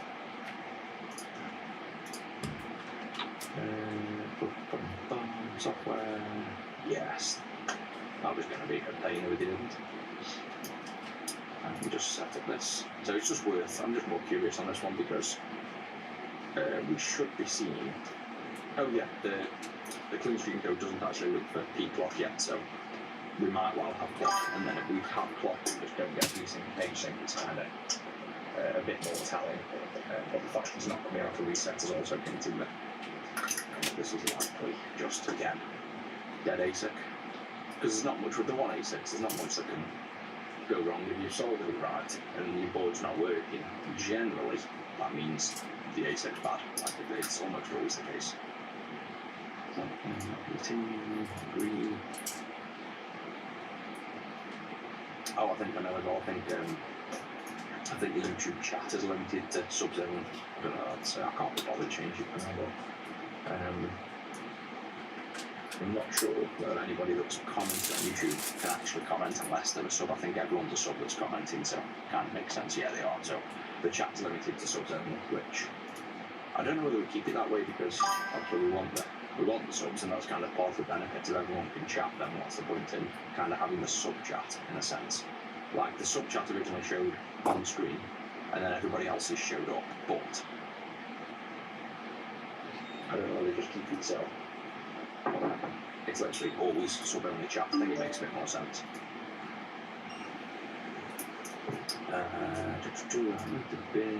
Open up Picoscope. I think everything's connected on this. I think I connected it all up. Have a light on it, so yeah, you can see it. Cool. Right, move him over to there. Oh, it says it sees it. It's got 6,000 minutes surging. This way, it just needs resetting sometimes.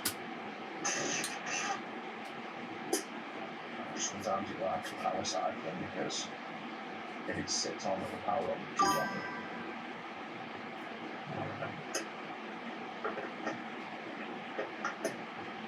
Interesting. It's got 6,000 series. Yeah, it's disappeared now. Will it reappear?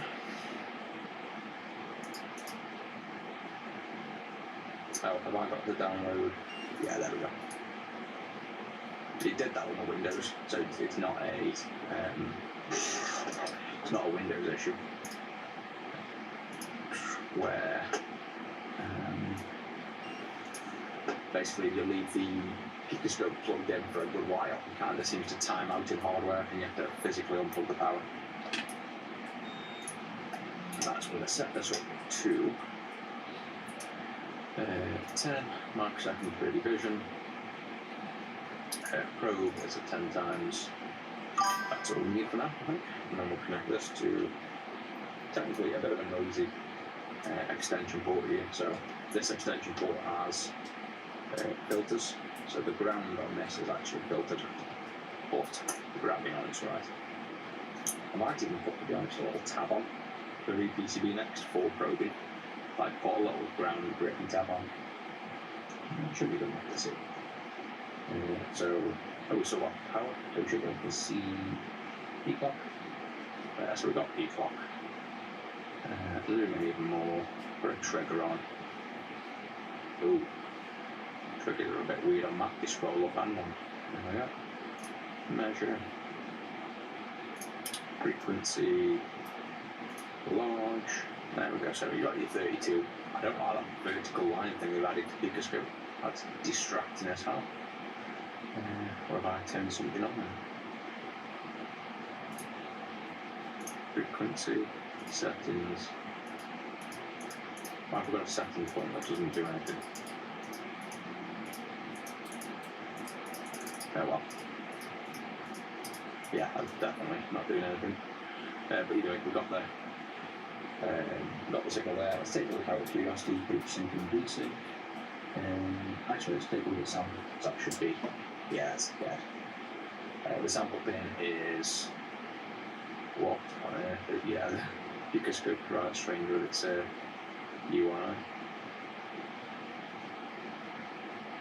Yeah, there's absolutely nothing at all on sample. So this sample pin would typically pulse something. So let's just take the ribbons out, just to be sure on this side that it's not the ribbon shorting out anything. So it's the full power cycle. And yeah, Sam's dead. So you've got basically a clock that's oscillating at the right frequency. And I'm guessing you've got nothing else. So I haven't put the probe on these now, so I'm going to look where the pin is. There was no H and ready desync. Top. Yeah, there's nothing. This is definitely a dead ASIC. Short of me looking at this under the microscope again, just to be really short. So let me just look at this. Under the microscope, you can just go to a floating view for now, I think. It's easier than me. I don't think a microscope view is nice enough for you guys to see. I think it's easier to watch this a sec while I do that.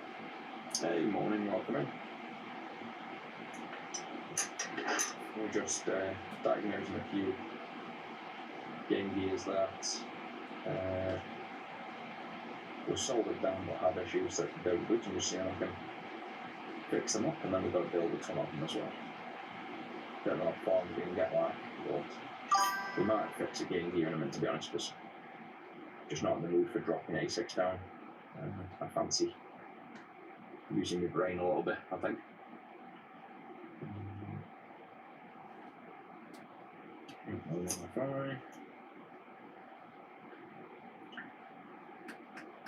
Oh, yeah, I was going to say I'll straighten that one pin off the saw bend, but there's no point because it's not a functioning board anyway at the minute, so we'll leave that one little pin in that bottom corner.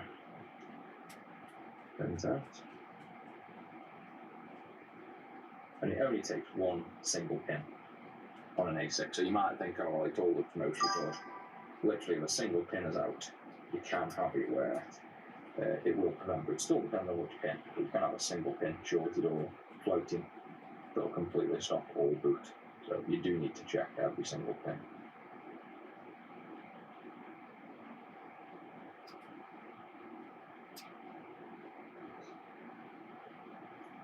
Yep, one on the door. Last one, and then that's, as I suspected. I don't think any of these are going to be soldering issues, but it's worth a check. Well, one works, doesn't it? Anyway, we figured out it's just some strangity with the reset button, but that should be an easy fix. But this one, not even getting to red light, I can see being the ASIC. Yeah, every one of them is fine. All the adjusters on the board, caps on the board, clock's fine. I suppose we can check the cartridge slot as well for the sake of here, just in case there's again a manufacturing glitch. But as I mentioned, I've not found any actual manufacturing faults yet, so that's all fine. Yeah, there's nothing left on this board, bar the ASIC that could be bad. Yeah. So,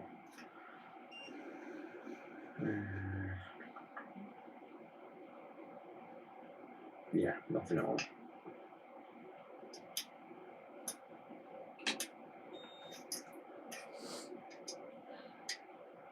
Yeah, no light,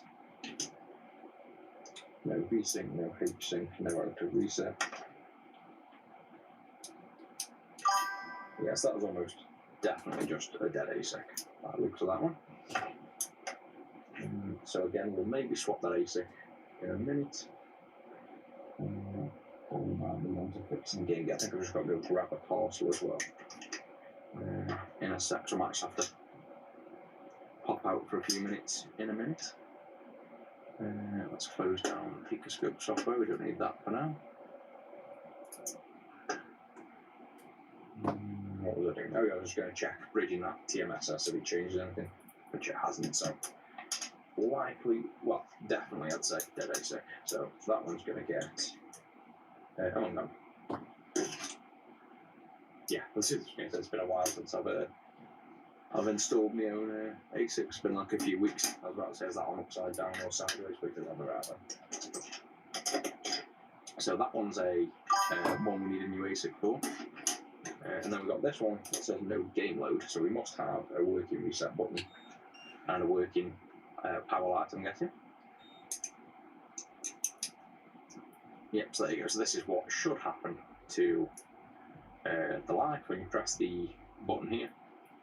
Basically, you get, it's coming in and out of reset, so we know it looks good.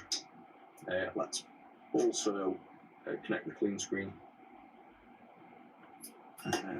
just to see what this is saying. I'm yet to show you the PC software and the new on-screen menu of this as well. We've got an awesome on-screen menu for this now.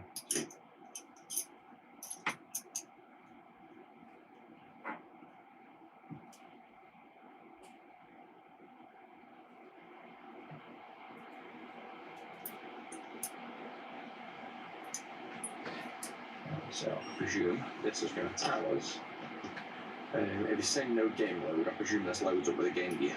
It just doesn't load the game, obviously. So connect to here, and that could have just been, sometimes at the time, it depends what a game and cartridge connect we're using, could well work, but I'm almost going to bet this won't work. It will be saying like it won't load game, apparently. Let's just see. So you can see we've got the border, and the fact it's not saying, this is just a protective cover board I don't want to take off. The fact it's not saying anything about reset. To be honest, that reset's also not doing anything. Normally pressing reset, this would be like flickering. Another check then is to like move the game in and out, and the fact this is triggering nothing makes me think it's not game load, it's that it's not even booting that. So one way I check if it's, is it actually game load failure, or is it still an ASIC issue, we just happen to have something on screen, is if you remove and insert the game while it's turned on, see how we're getting absolutely no glitching, no noise change, no flickering, no crashing with random noises. That to me tells me it's not even attempting to load a game, just from experience. So I don't think that is specifically a game load issue. I think we're going to have yet another dead ASIC in that case. Well, bear in mind, oh, there you go. flicking the switch, that kind of crash. So that was maybe a good sign in one way, because we got something there. So something was running. That means the code was running to corrupt and actually fail to load, but that was just from toggling these switches. So, and you can also hear, if I toggle a switch, I don't know if you can hear on the audio, you probably can't, but it changes pitch slightly. So that goes like, and that goes high pitch. So maybe if I hold it up to the mic, push it, and I've got it, the thing is I've got noise suppression on here, but that's like, that's 50 hertz, and that's 60.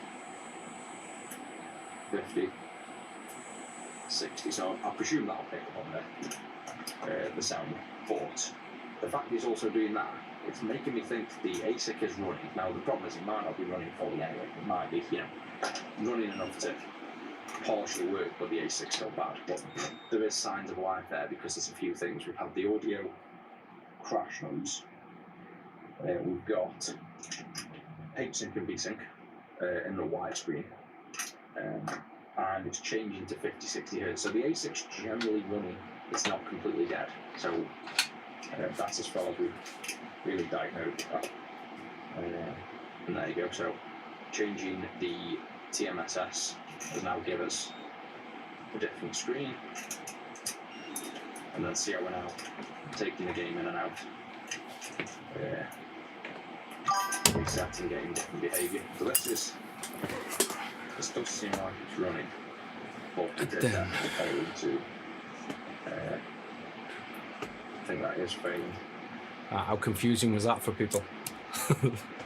Every time I glanced back on stream, everyone was confused at the overlay thing. I knew that was going to confuse people. Yeah, good coffee.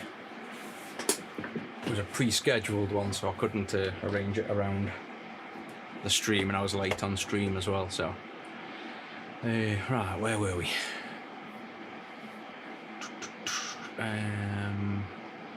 Right, we needed this overlay in one way, but we don't in another to kind of know what it is we're doing.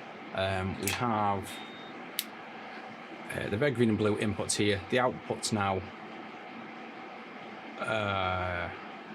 outputs stay floating. I was about to say what we're doing here. These outputs are just not going to go to the port, so now we can solder this red, green and blue to these pads here, and then 2 syncs, and we should be done. So let's do the red, green and blue here. I definitely need that extra light I'm on about as well. See how it's like quite dark. I don't know why it's dark all of a sudden, but it's been dark for a few streams. I think it's since I set up all the new LUTs and stuff and made this a bit more depth focused. I need a little extra light on there. Right, can we remember where the red, green and blue were? Was it these two? I think that was red, that was blue. There's a dust bunny.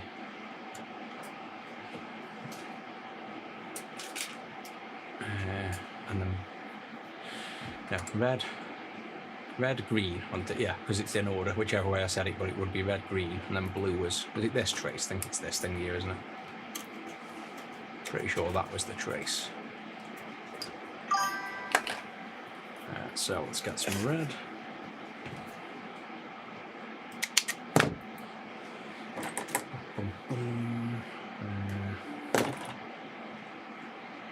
So that one goes on there, goes down to there, so a little bit shorter. Did I miss anything in the random double chat?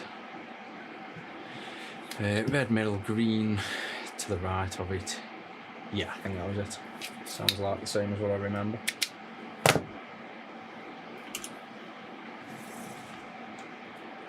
Yes, we don't really need that overlay, to be honest now.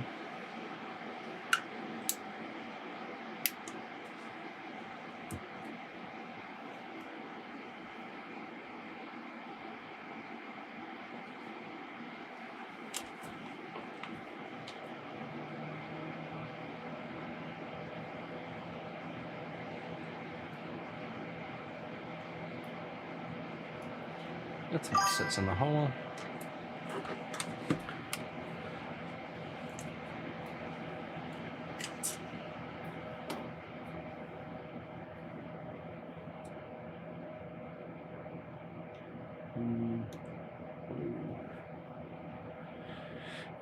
GameCubes. Oh yeah, we just sold a bunch, haven't we, to Ghost in the chat. He's brought a bunch of them. Sounds like you've modded most of them already, doesn't it?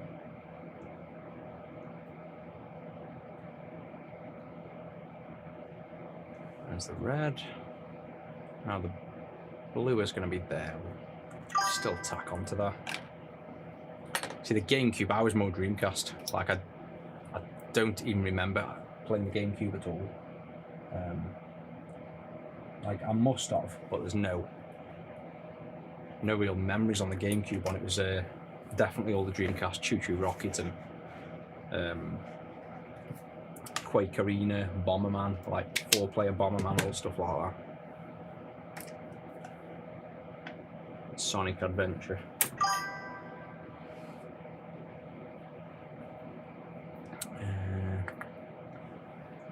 Do you sell GameCube housing? No, we just buy them at the minute. We don't tend to sell stuff that isn't ours, very rarely. 90% of everything we sell is what we make. So we haven't made a GameCube shell yet. We're going to be making a Mega Drive 1 shell next. That's probably the next shell we're going to do.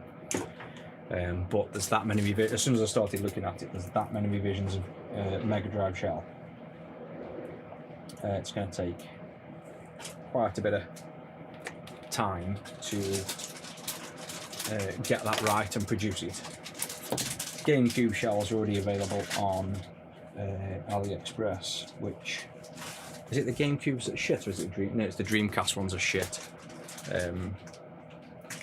The GameCube ones are pretty okay, so yeah, I just get them off there, to be honest. But the Dreamcast ones are absolutely terrible. Like, I wouldn't buy the Dreamcast shells. We're on the verge of it. The Dreamcast shells weren't that bad colour-wise. We're just thinking of buying decent Dreamcasts in the first place as stock and putting the price up a little bit to compensate, because the third-party shells are horrendous for the Dreamcast. Why have I made this blue so long again? I don't think I'm not paying attention to my nice, clean, short lines. Yeah, it's massive. That big. I'll just melt the end of this one. You can see how nice and heat resistant this insulation is as well, so it doesn't curl up and go all nasty.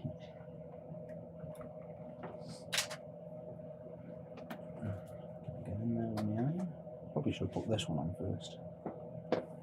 There we go, so that's the blue. Looks like the insulation's around the connection, but it isn't.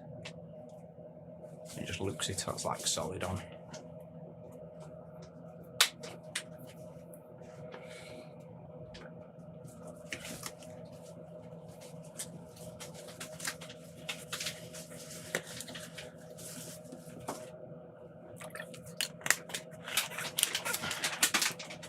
You having issues on X Station? That isn't the one where I put the fix on it, is it? For no, that was the PSIO, wasn't it? There was a bug on the PSIO where there's a diode on the power rail causing issues. X Station, we've done quite a few with 1 terabyte cards. We just use the usually Amazon Basics or SanDisk Extreme. They're the 2 brands we tend to find work the best for most, but I haven't really had issues on the X Station.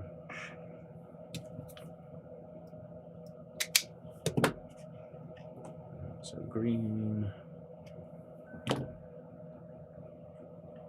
will go on here and go down to there. So about that.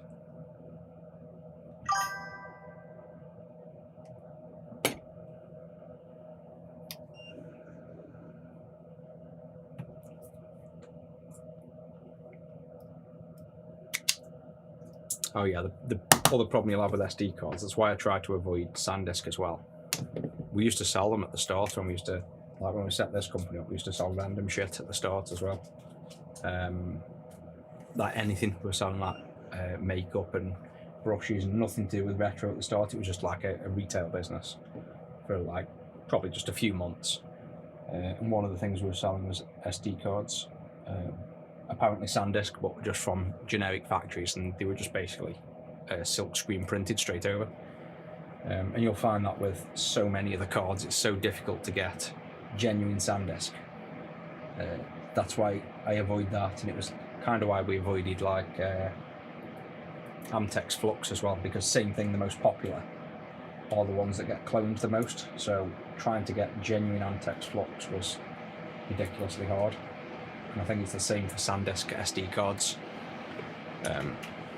There's so many more fakes of SanDisk than there are genuine, that you better stick in with a brand, at least like, you know, with Amazon, you know it's coming from Amazon, so it's kind of a bit of a benefit there.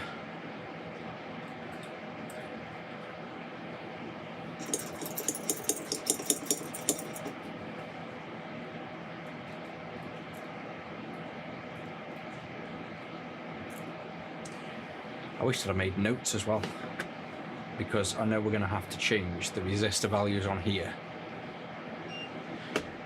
And where would I have made a note if I had? Let me have a look. GitHub, maybe. Mega Drive. No, I haven't even made a folder for it yet. No, it's that note's going to be long since I'm going to have to figure it out again. Right, so we've done the inputs, the outputs. We've now got to do the sync in and out, which on the back of here, I'm sure it's this middle pin, this sync. Let me just double check.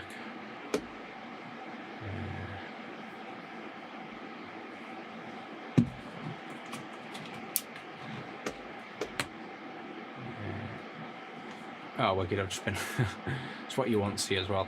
Just been extracting a 2 terabyte Xbox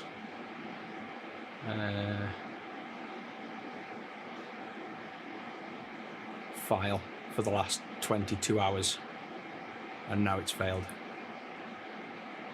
Wicked. That had like 6 hours left of a 28-hour extraction. Perfect. And I've got to do 3 of them for these consoles. Right, wiki. We wanted Mega Drive. What am I looking for? Mega Drive 1 AV port. Oh no, I was wrong. Syncs, C-Sync. I must be thinking of something else where C-Sync was down the middle. So C-Sync is this one with a random. This will be a 470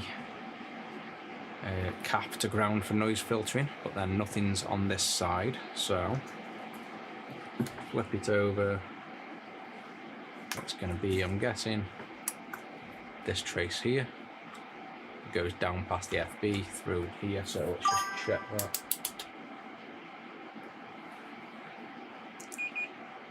Mega Drive 2, yeah, of course, because I'm using a Mega Drive 2 install kit as well. And so, first one is, I presume this is C-Sync, based on the physical location. Yep, so we could technically, like, you know, cut this bar and solder left and right, but instead of that, we can see this trace is quite clearly there, goes to here.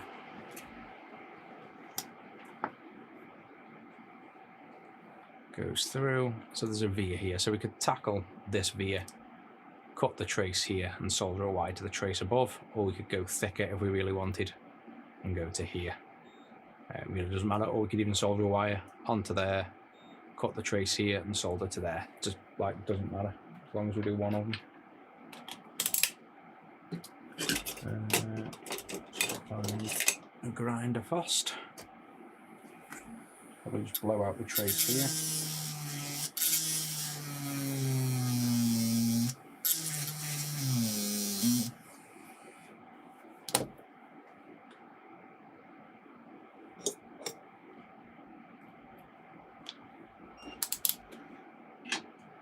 Let's check that's now gone. So there, 2.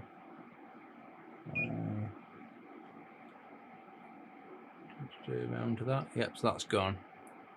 So that trace is clear. I mean, it's got a little fleck. Let's get rid of that fleck. There we go. So we'll peek through the trace there. And I think we'll solder one to the top of there for the sake, and one to that via there. And then I'll use yellow for this. Back of the port doesn't have a trace on this specific one. It's just a pad.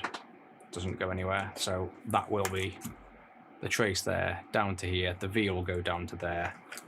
Now you could probably cut the trace. It'll be this via here. So we could have cut maybe this trace here, and then this will have gone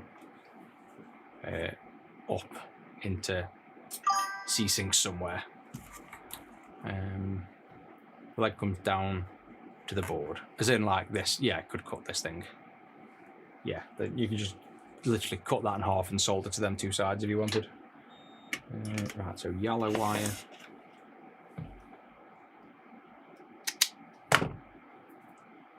And then how long do we want it? So this is going to go output, which is this side.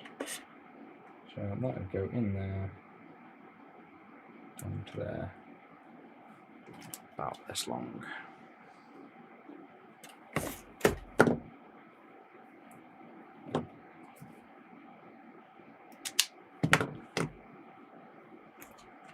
See how I started nice and neat, and then wasn't paying attention there at all.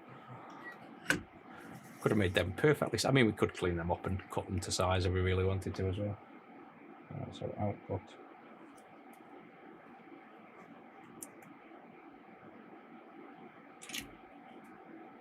And then this now can go down along there and solder to that. I don't know why we got that on the screen still as well. Get rid of that. Oh, Rusty's good. He's just been sat there while we've been having the drink. He's found a new spot by a new radiator around the corner, so he's permanently there at the minute. I haven't ordered that mug. No, I've still got a few things I need to order as well. I need to get a espresso, you know, like the pour mirror, so you can see without leaning on the floor all the time to see the shot pouring. You need to grab one of them little mirrors. I needed something else to do with coffee, and then I need, in fact, all three things to do with coffee. One's that mirror, one's the mug, and one's something else. Can't remember what the other thing is. There was three things. I say every single morning I'm going to order them, and then I just start working and do emails and forget all about it every time.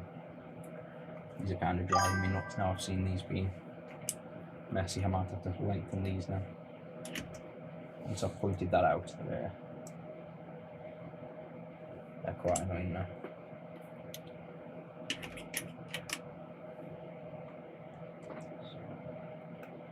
In fact, they're not even.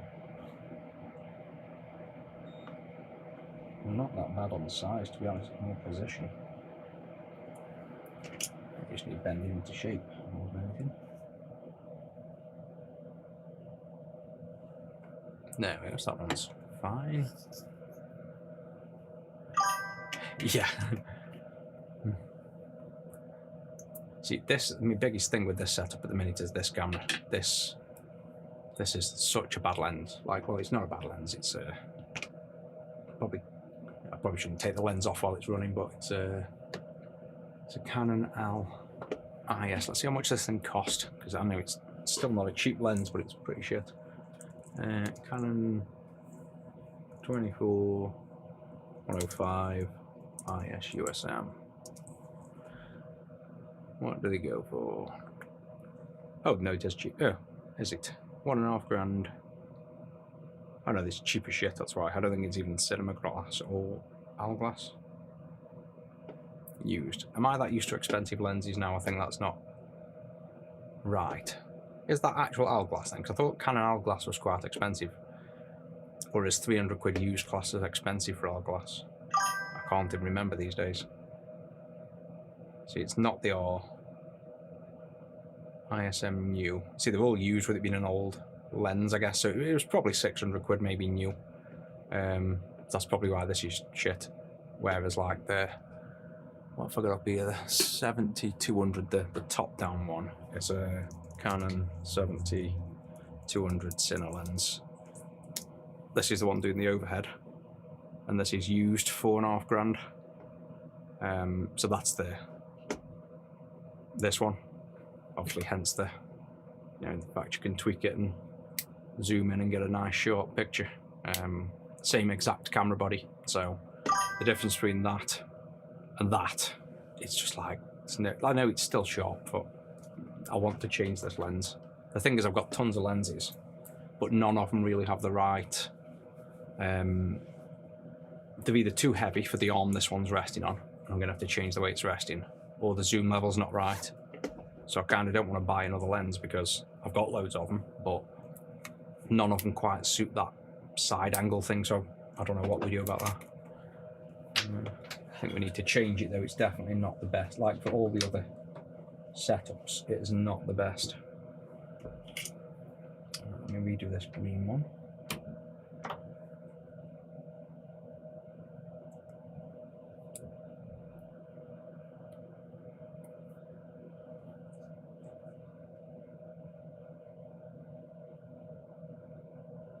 Plus now I've also nicked some of the cameras from the other room for the one we were doing the sub-stream on this morning. Do you notice how much, well, I don't know, the one in that other room, let me just check this one. See, this one looks crazy sharp, but I'm sure, I don't know if it's just the other room, but if you compare that to the software videos I do, or the stream I did this morning, the sub-only stream,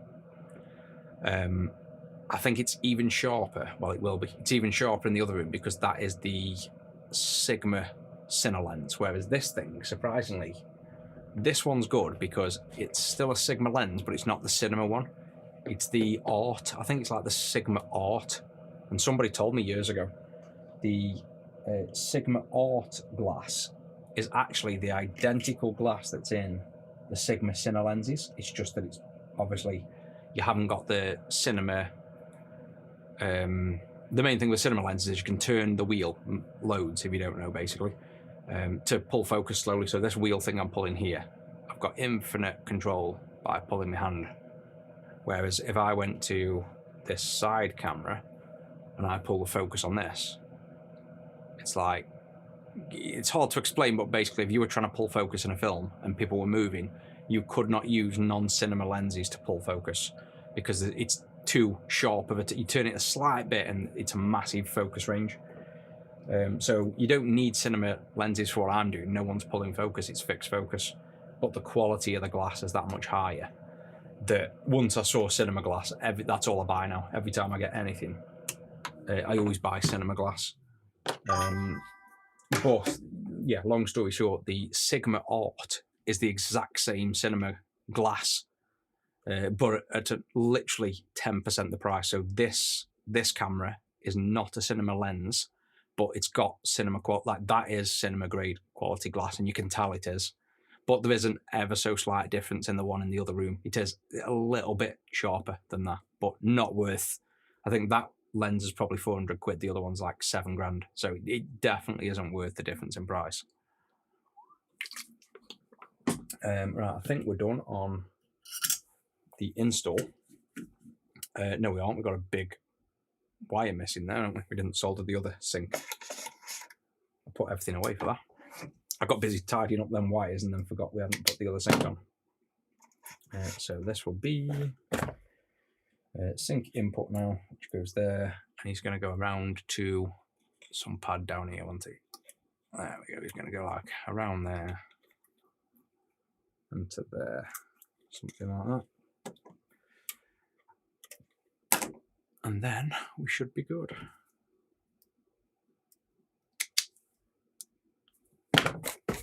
I'm definitely liking this wire. It's my new favourite wire. And like I said, I still haven't done a picture of it, so I think we've had like 2 or 3 sales of it because you can't even see the picture. And then I haven't really been on stream since I made it, so no one's seen it. But this is why I said I don't normally sell the tools and sides, because they just never sell. But hopefully when I start using it and people see this, we might get some sales. You go under there. Actually, I was going to go over there, wasn't I? Over there. Down around like that. Yeah, there we go. Solder by colour. Oh, these caps are ridiculous to get so in the way. Yeah, double feature. You can use my box of wires as a rest for the fume extractor. Look at that, perfect. Where is? There we go. Yeah, it's basically, you can call it Kynar wire. Kynar wire is just, to be honest, I don't even know. I don't know what the definition of Kynar is. Maybe it was like a brand name originally, but it's solid core wire with a very high quality. The main thing, the difference is that this quality insulation, this is what I got the factory to find for me. It's one of my pet peeves with wire. You'll buy Kynar wire and then you put your iron on to melt it back and it curls up and looks horrible. This has got a very high melting point on the insulation, and it's the right thickness, so the wire isn't too thick, but the insulation is thick enough that these strippers can strip it so that you're not pinching the wire. Because if you try and strip this wire without a proper tool and you ever so slightly nick the wire, you can't tell, but then after you just wiggle the wire a few times as you're working, or even worse, once it's gone to a customer or something, the wire can then snap and fracture because it's single core. So it's very important you don't ever pinch the wire. So the wire I made is all about the fact this insulation's high quality, and they've gone to a few factories to find it. They found me one, which was this black stuff. This was the sample of it that I showed off at some point. It feels nice and silky. But the problem with this is they only had this in black, brown, orange, red and blue. So we then had to change, so you can see this stuff I now sell is 0.05 mil thicker. So the insulation on this is something like, I think, 0.4 and this is 0.46.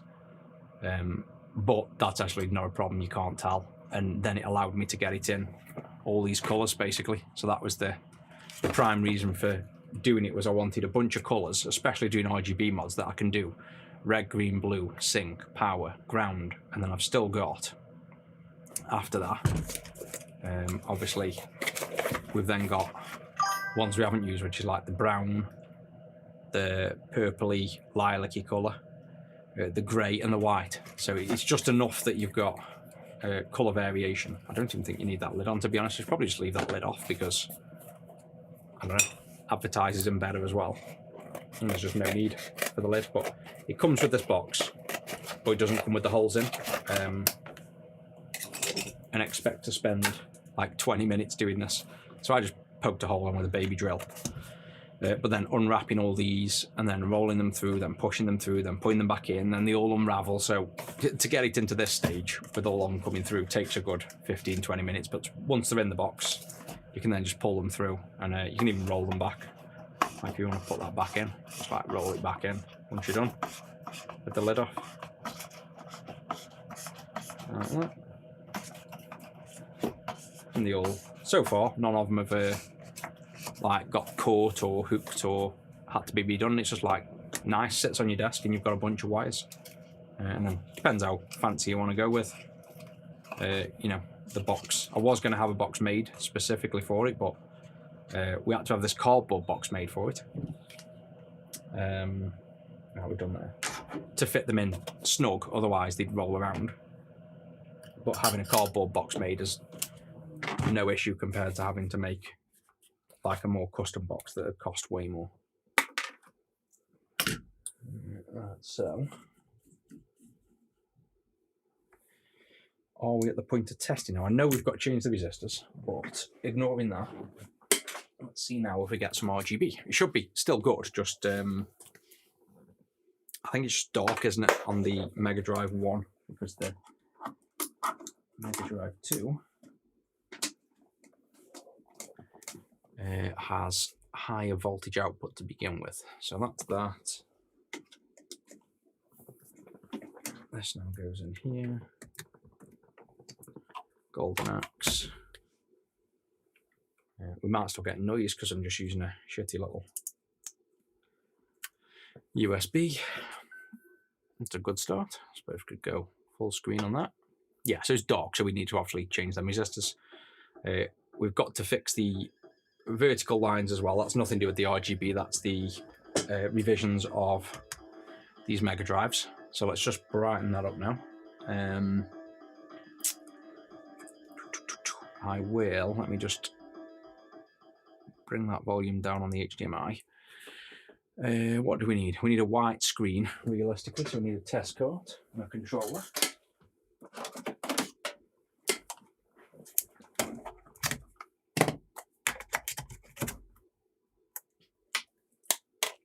And then I think somebody told me the last time, I think if you hold start, was it, when you turn on, it just auto boots to the ROM, does it? If that memory serves me right. Hold start, turn on. No, memory doesn't serve me right. I think you just press start anyway. Yeah, so press start. Wow, yeah, that's dark. So test patterns, plurge, that'll do. There's a white bar in there. Right, we need an oscilloscope, which is up there. And what did I do to have this not powered? It's not plugged in at the minute. So plug him in. I think that'll work.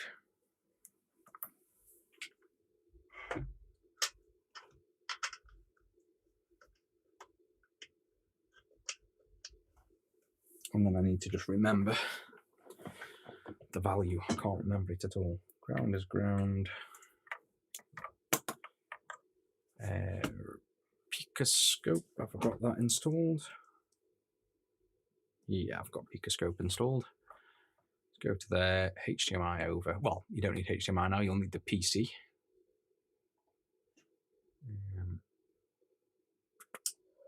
That's connected, go over there.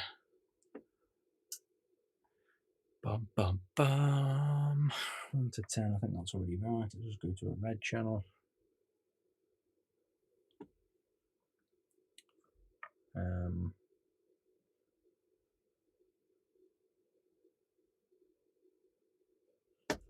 sure we should have something on there.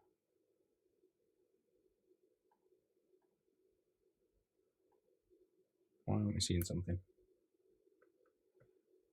My probe not working. No, probe's working. Go to sync then so we can see.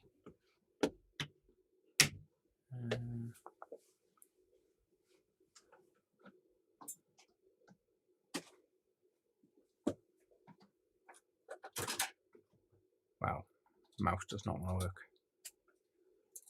There's that. So that is correct. Why is this not? Oh, because it's low. It's not triggering. Right, we need this to be there. And we want, this is, well, what we should probably do is remove the output port because it's 75 ohm terminated anyway. And this should be 1.4 volts as the perfect value. Between there, and let's put on some DSP as well. Why is it not letting me click it?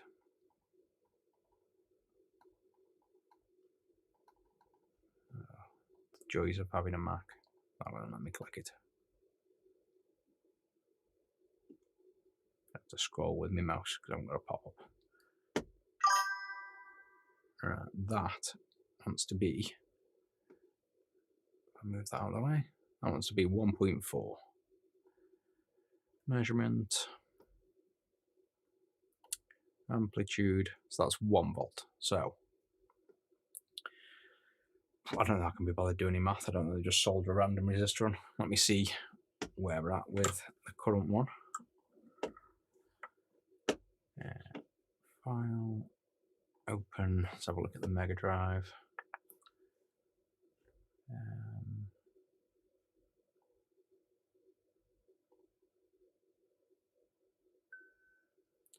Mega Drive 2, RGB, hardware.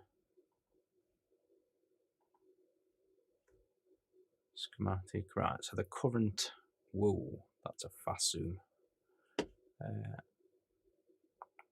Settings. Let me turn that zoom down. That's crazy.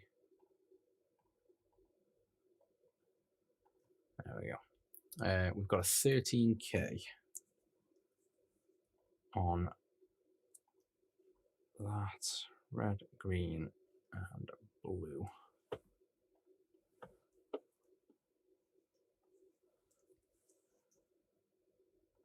Red.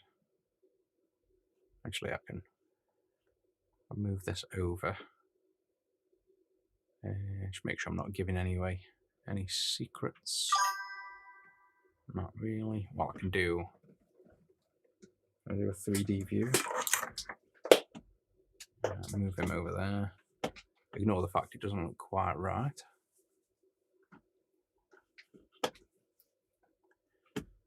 Will this now select?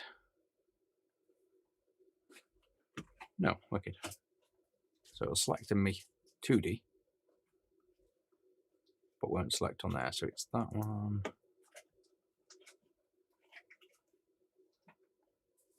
You watch, these are all going to be random as well. Oh yeah, they're all over the place.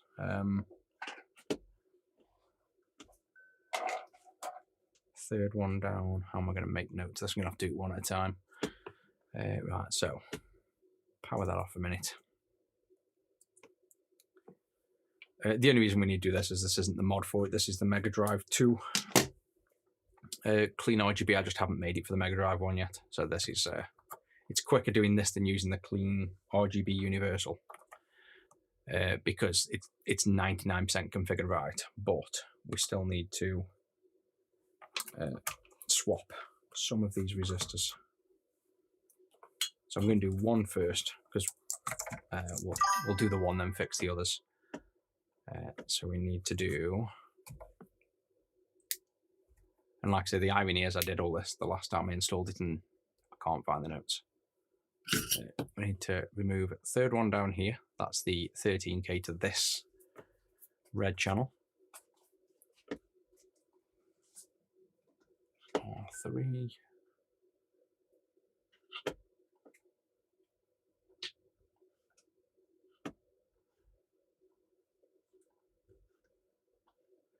Just try and position this on my screen so I can work easily. Yeah, so, oh no, that's the sync. We don't need to do that one. That's the C sync. We need the red one. That makes more sense, actually. Thought something was different. 1, 2, 3, 4, 5, 6 one down on this side. So third up from the gap. Yeah, so there. So we need to do this one here. So let's start with him. Before I forget. So I'll use a little micro hot air.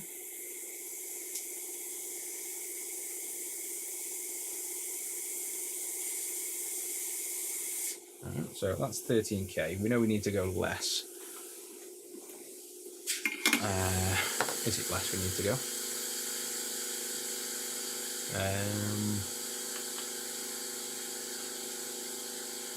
Yes, we need to go less.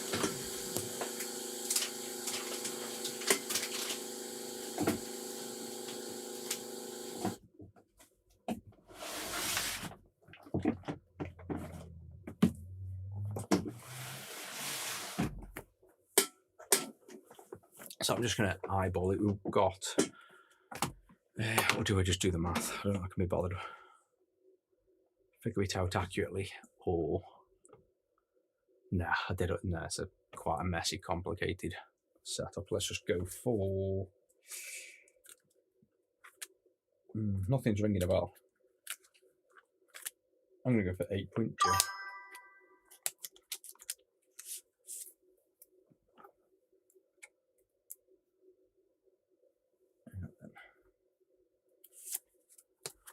See where this gets us.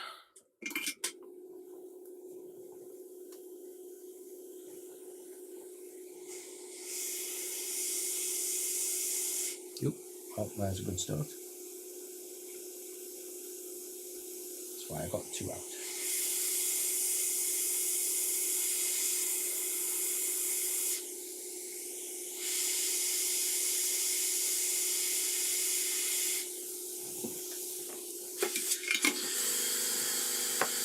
Let's see where that is. So we're right in there, aren't we? That over, that over.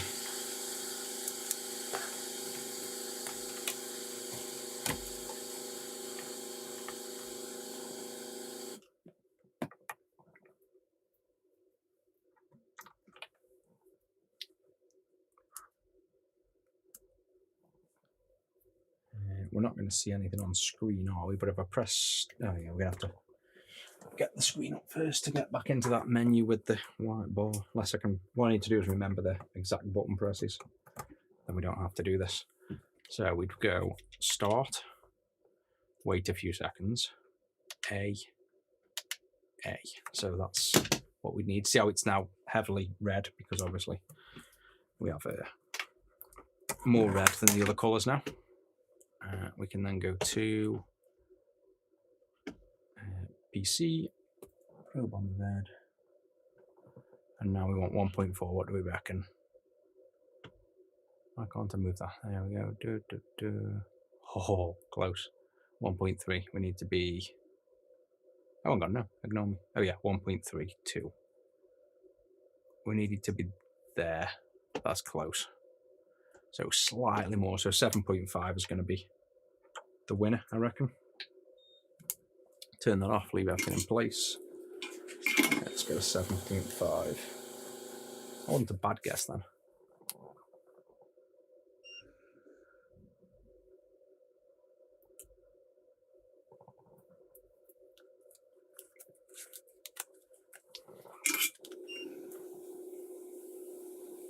Can I do this without a microscope? So, third one here.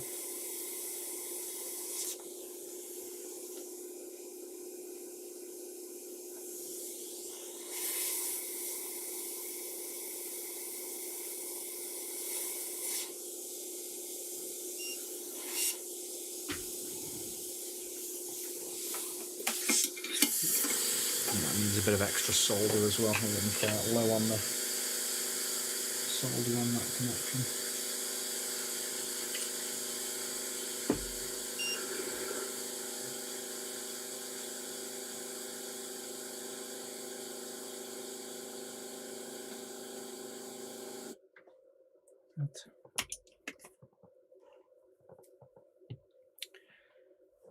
Right, red on there. Power back on. And then we need, oh, I think that's perfect. Start, wait a few seconds. 1, 1. There we go. Look at that. That is as close to 1.4 as I think we're going to get. So you're 1.38, but the next resistor down is 6.8. So when I come to make the actual board, I'll get, you know, a rarer, more accurate resistor. But we'd want to be, oh no, ignore me. We are absolutely perfect because the amplitude here is taking into account the whole trace, whereas if we look at my lines and look at this here, it's 1.39. So, I mean, if you went really in, maybe 1.38, which is what this is reading, between the noise. But you're talking the difference between 1.38 and 1.4 is there. You can't even see, like, there to there. So that's good enough for us for this one. And then when I make the actual proper board that's designed specifically for this, that's where we'll then do probably like a 7.2K is probably what it's going to be. Right, so let's put that on the other two. And then this is done. And then we'll see what it looks like.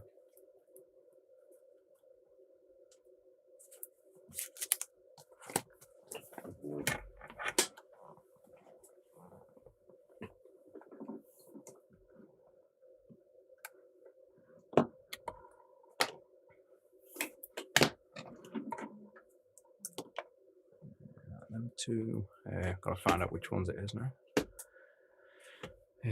Red's done, green is now second from the top. So this one, we don't need the scope now.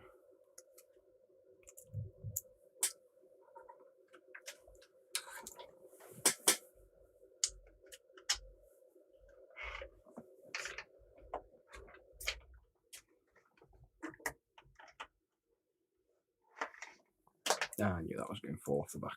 There goes the power supply.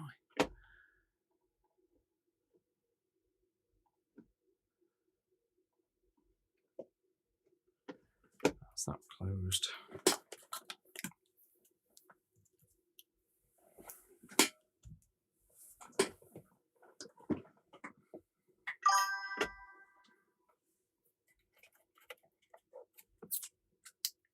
Second from the top.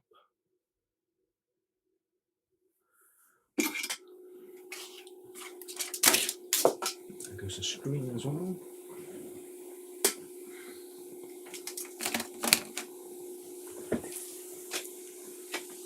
Yeah, you'll get resistors in most values, but there's known specific values that are always common, easy to produce, and you can get them in almost every resistance, but you'll find some of them will be very expensive because that's my head in the way as well.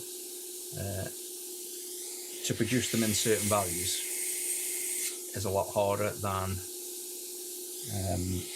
this is way too powerful as well at the minute. Producing them in certain values is based on the fact of how many lengths of a certain material, resistive material, go inside. So they always form things like 47, 68, 75, 98, I think it is. But then you can go in between them. Sometimes it's just a lot more expensive.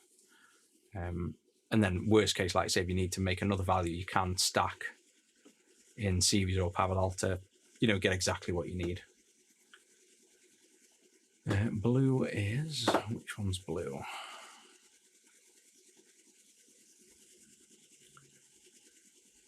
Oh, blue's the opposite side of the board. So blue's second one down from that. So blue is this one.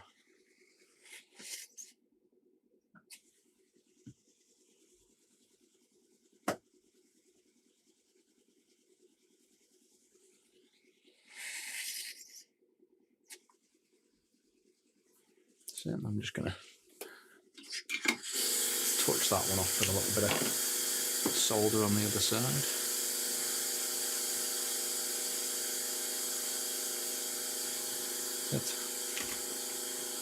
Right, if I've done that right, which I think I have, it's upside down, so no Marlock, I've put it on the wrong way, but I think that's all correct now. We should have PC, no, that one. We should have a perfectly bright Sonic now. Shall we just get Sonic out maybe? Or Golden Axe. We'll do Golden Axe, eh? Yep, that's it. Let's see.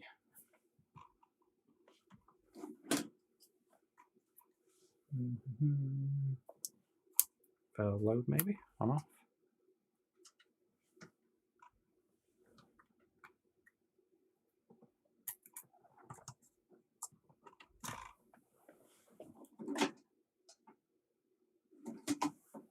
I think the cable was just loose down there. That doesn't look bright to me.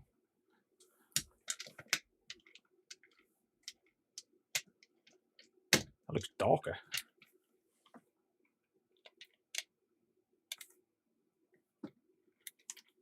That looks way dark. Something's not right there.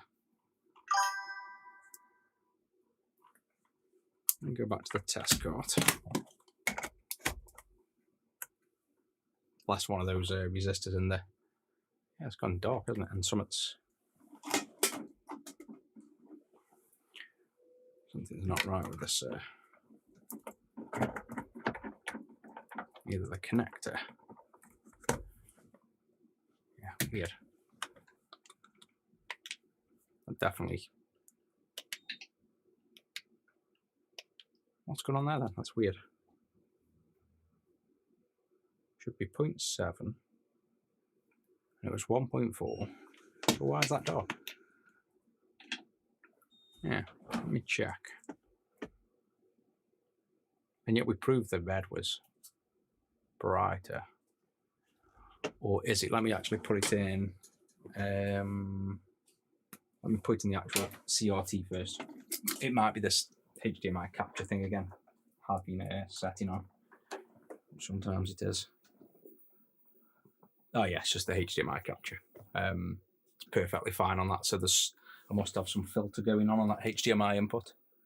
It's literally perfect on the CRT. So let me go back to this and see if either the OSSC. Oh, I've got the remote for that. Have you got an OSSC remote there yet? Oh, yeah.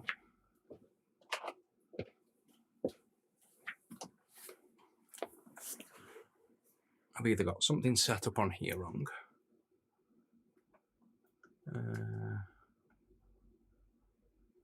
No, so we shouldn't need to do that because I think 8's the default. Pretty sure they're the default as well. So I don't think. Let's just load another wall empty. So it's not that.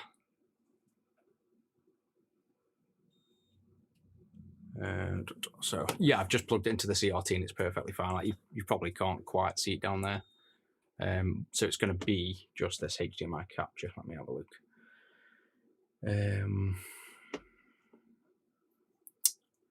Where is it? HDMI scene I'm going to have to go to so everything disappears.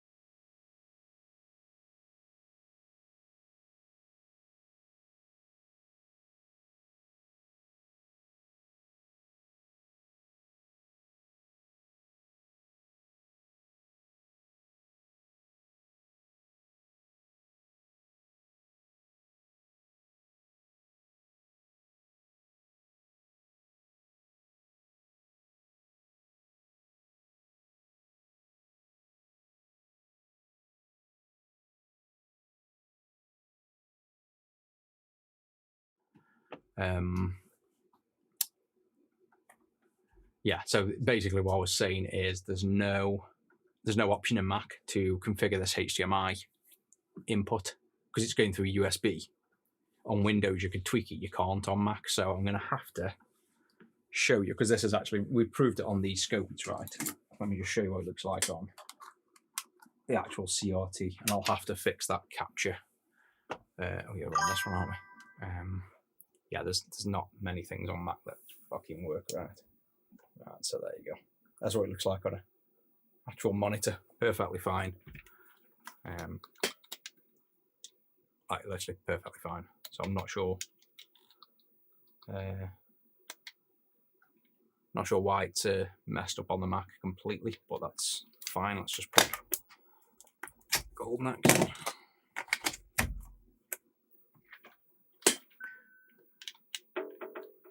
Yeah, there you go. Nothing wrong with it. I wonder if we can stop that flicker. I think we actually stopped that flicker because we've got a proper camera now. How do we stop it? Shutter.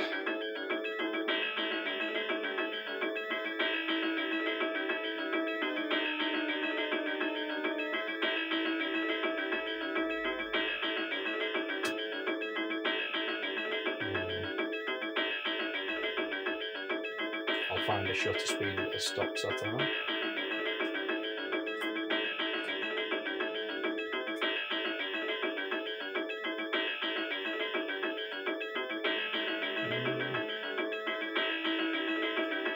Oop, that's the other one.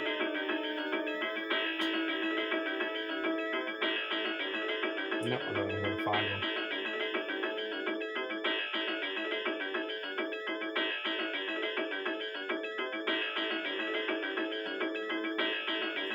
Oops.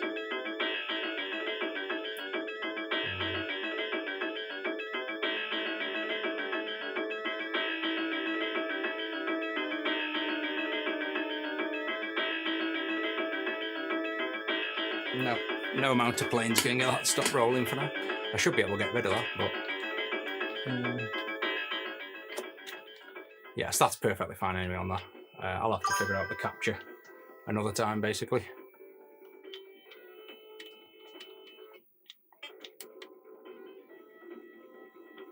cool. Well, that one's done anyway. That's the main thing.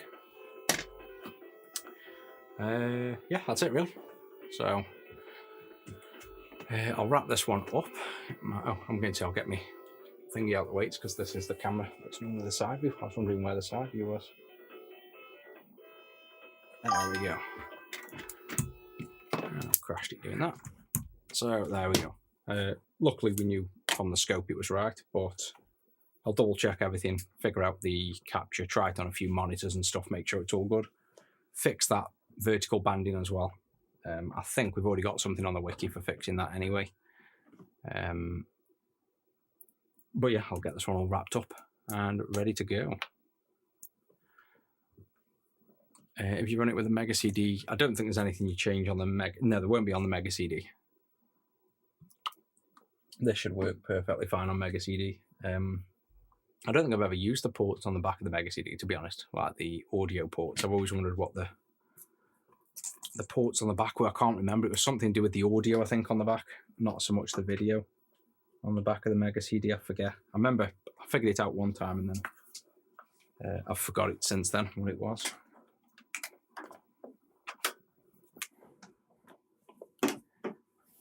Yeah, the noise, one of the noises is just this.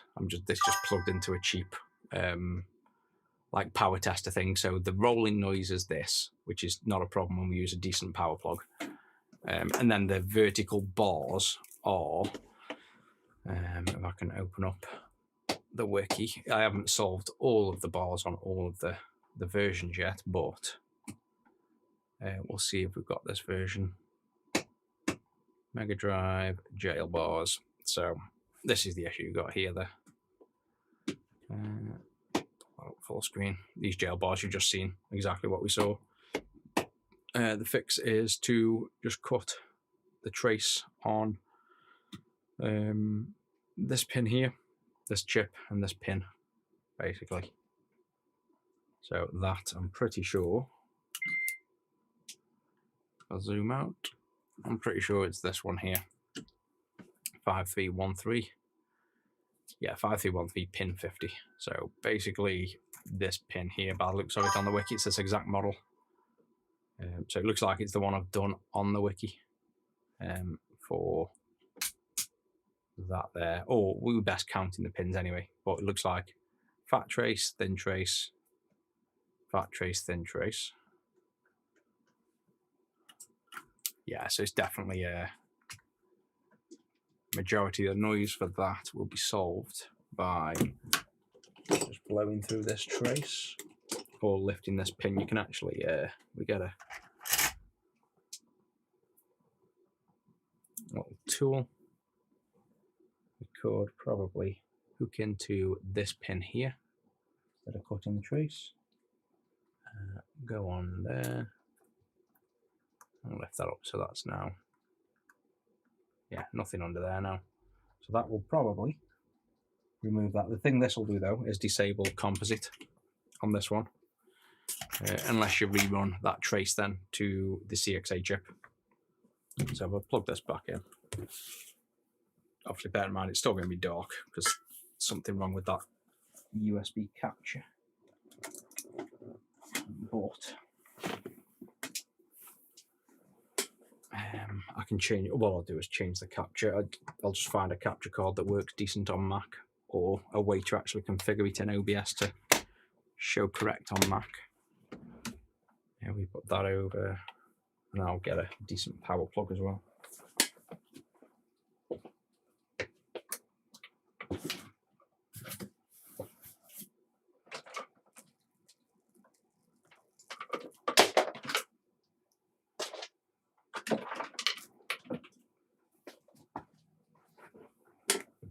This should then pretty much solve both of those issues.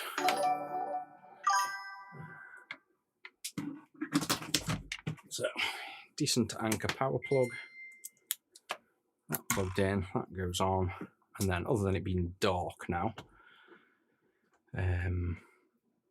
we should, oh yeah, so that hasn't solved it on this one without cutting the trace. It looks like we need to probably do have to actually cut that trace then. Or can we ground it near there? Ground. Assuming this big thing is ground here. Can we get HDMI over the top? Yeah, no, we've still got some noise on that, but all this vertical noise stuff is different per revision, and that's something I'm still working through. So cutting that trace we can quickly try. We've definitely done the right pin, haven't we? Yeah, pin 50. So let's just cut the trace just to see.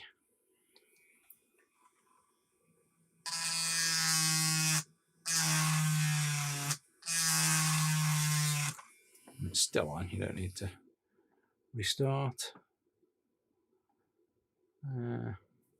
Reset, can't really see there. No, there's still noise on there, so we still need to, it's improved slightly, but well, no, it hasn't done a thing on this revision. So even though that looks like it was the exact revision, let's just check. Wasn't something else I wrote on the guide, was it? Tracy's running through there. Yep, CXA. Instead, Fitch will always be in sync on the VDP. So yeah, so on the revision I did, I think I tapped off the where are we? I think I tapped off the RGB pins here. So these three traces will still be passing. If we follow them around, you'll find they're passing over some noise somewhere. So another option is you can just complete, if you're not going to use the composite clock, you can completely kill the composite clock. Considering breaking that trace has disabled composite anyway. And in fact, is that just not cut through enough?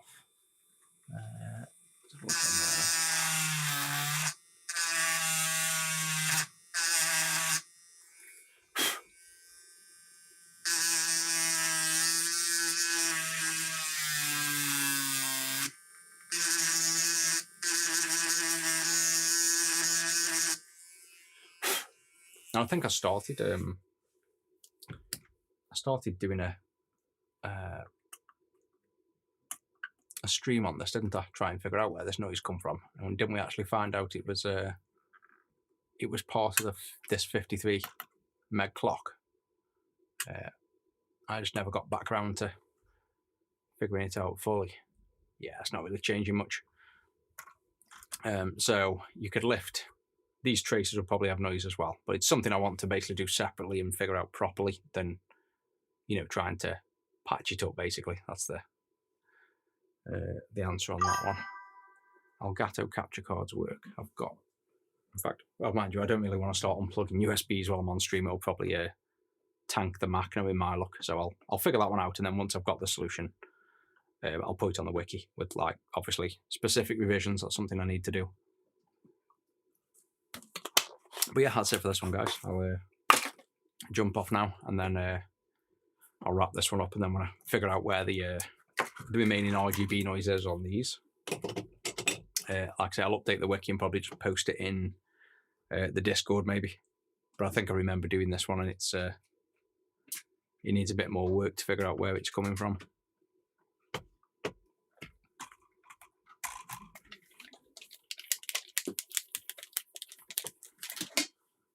And until I get the capture nice and clean, I can't exactly do it on stream because you can't even see the picture out anyway at the minute. So it's kind of, there's no point solving one. We want to see the nice, perfect picture on screen before we do that.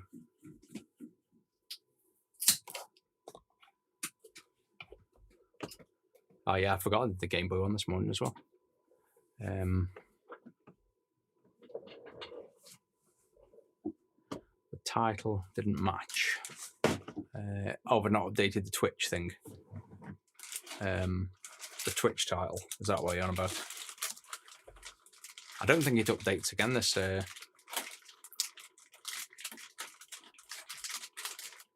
OBS plugin thing, this Atom. I don't think it updates the stream titles either. Channel. Yeah, it's on Game Gears on Twitch, and let's update it now. Mega Drive CleanRGB work. It hasn't updated Twitch for a good while, and it's updated the YouTube after we started. So yeah, it's a bit glitchy. And I'll see you guys later.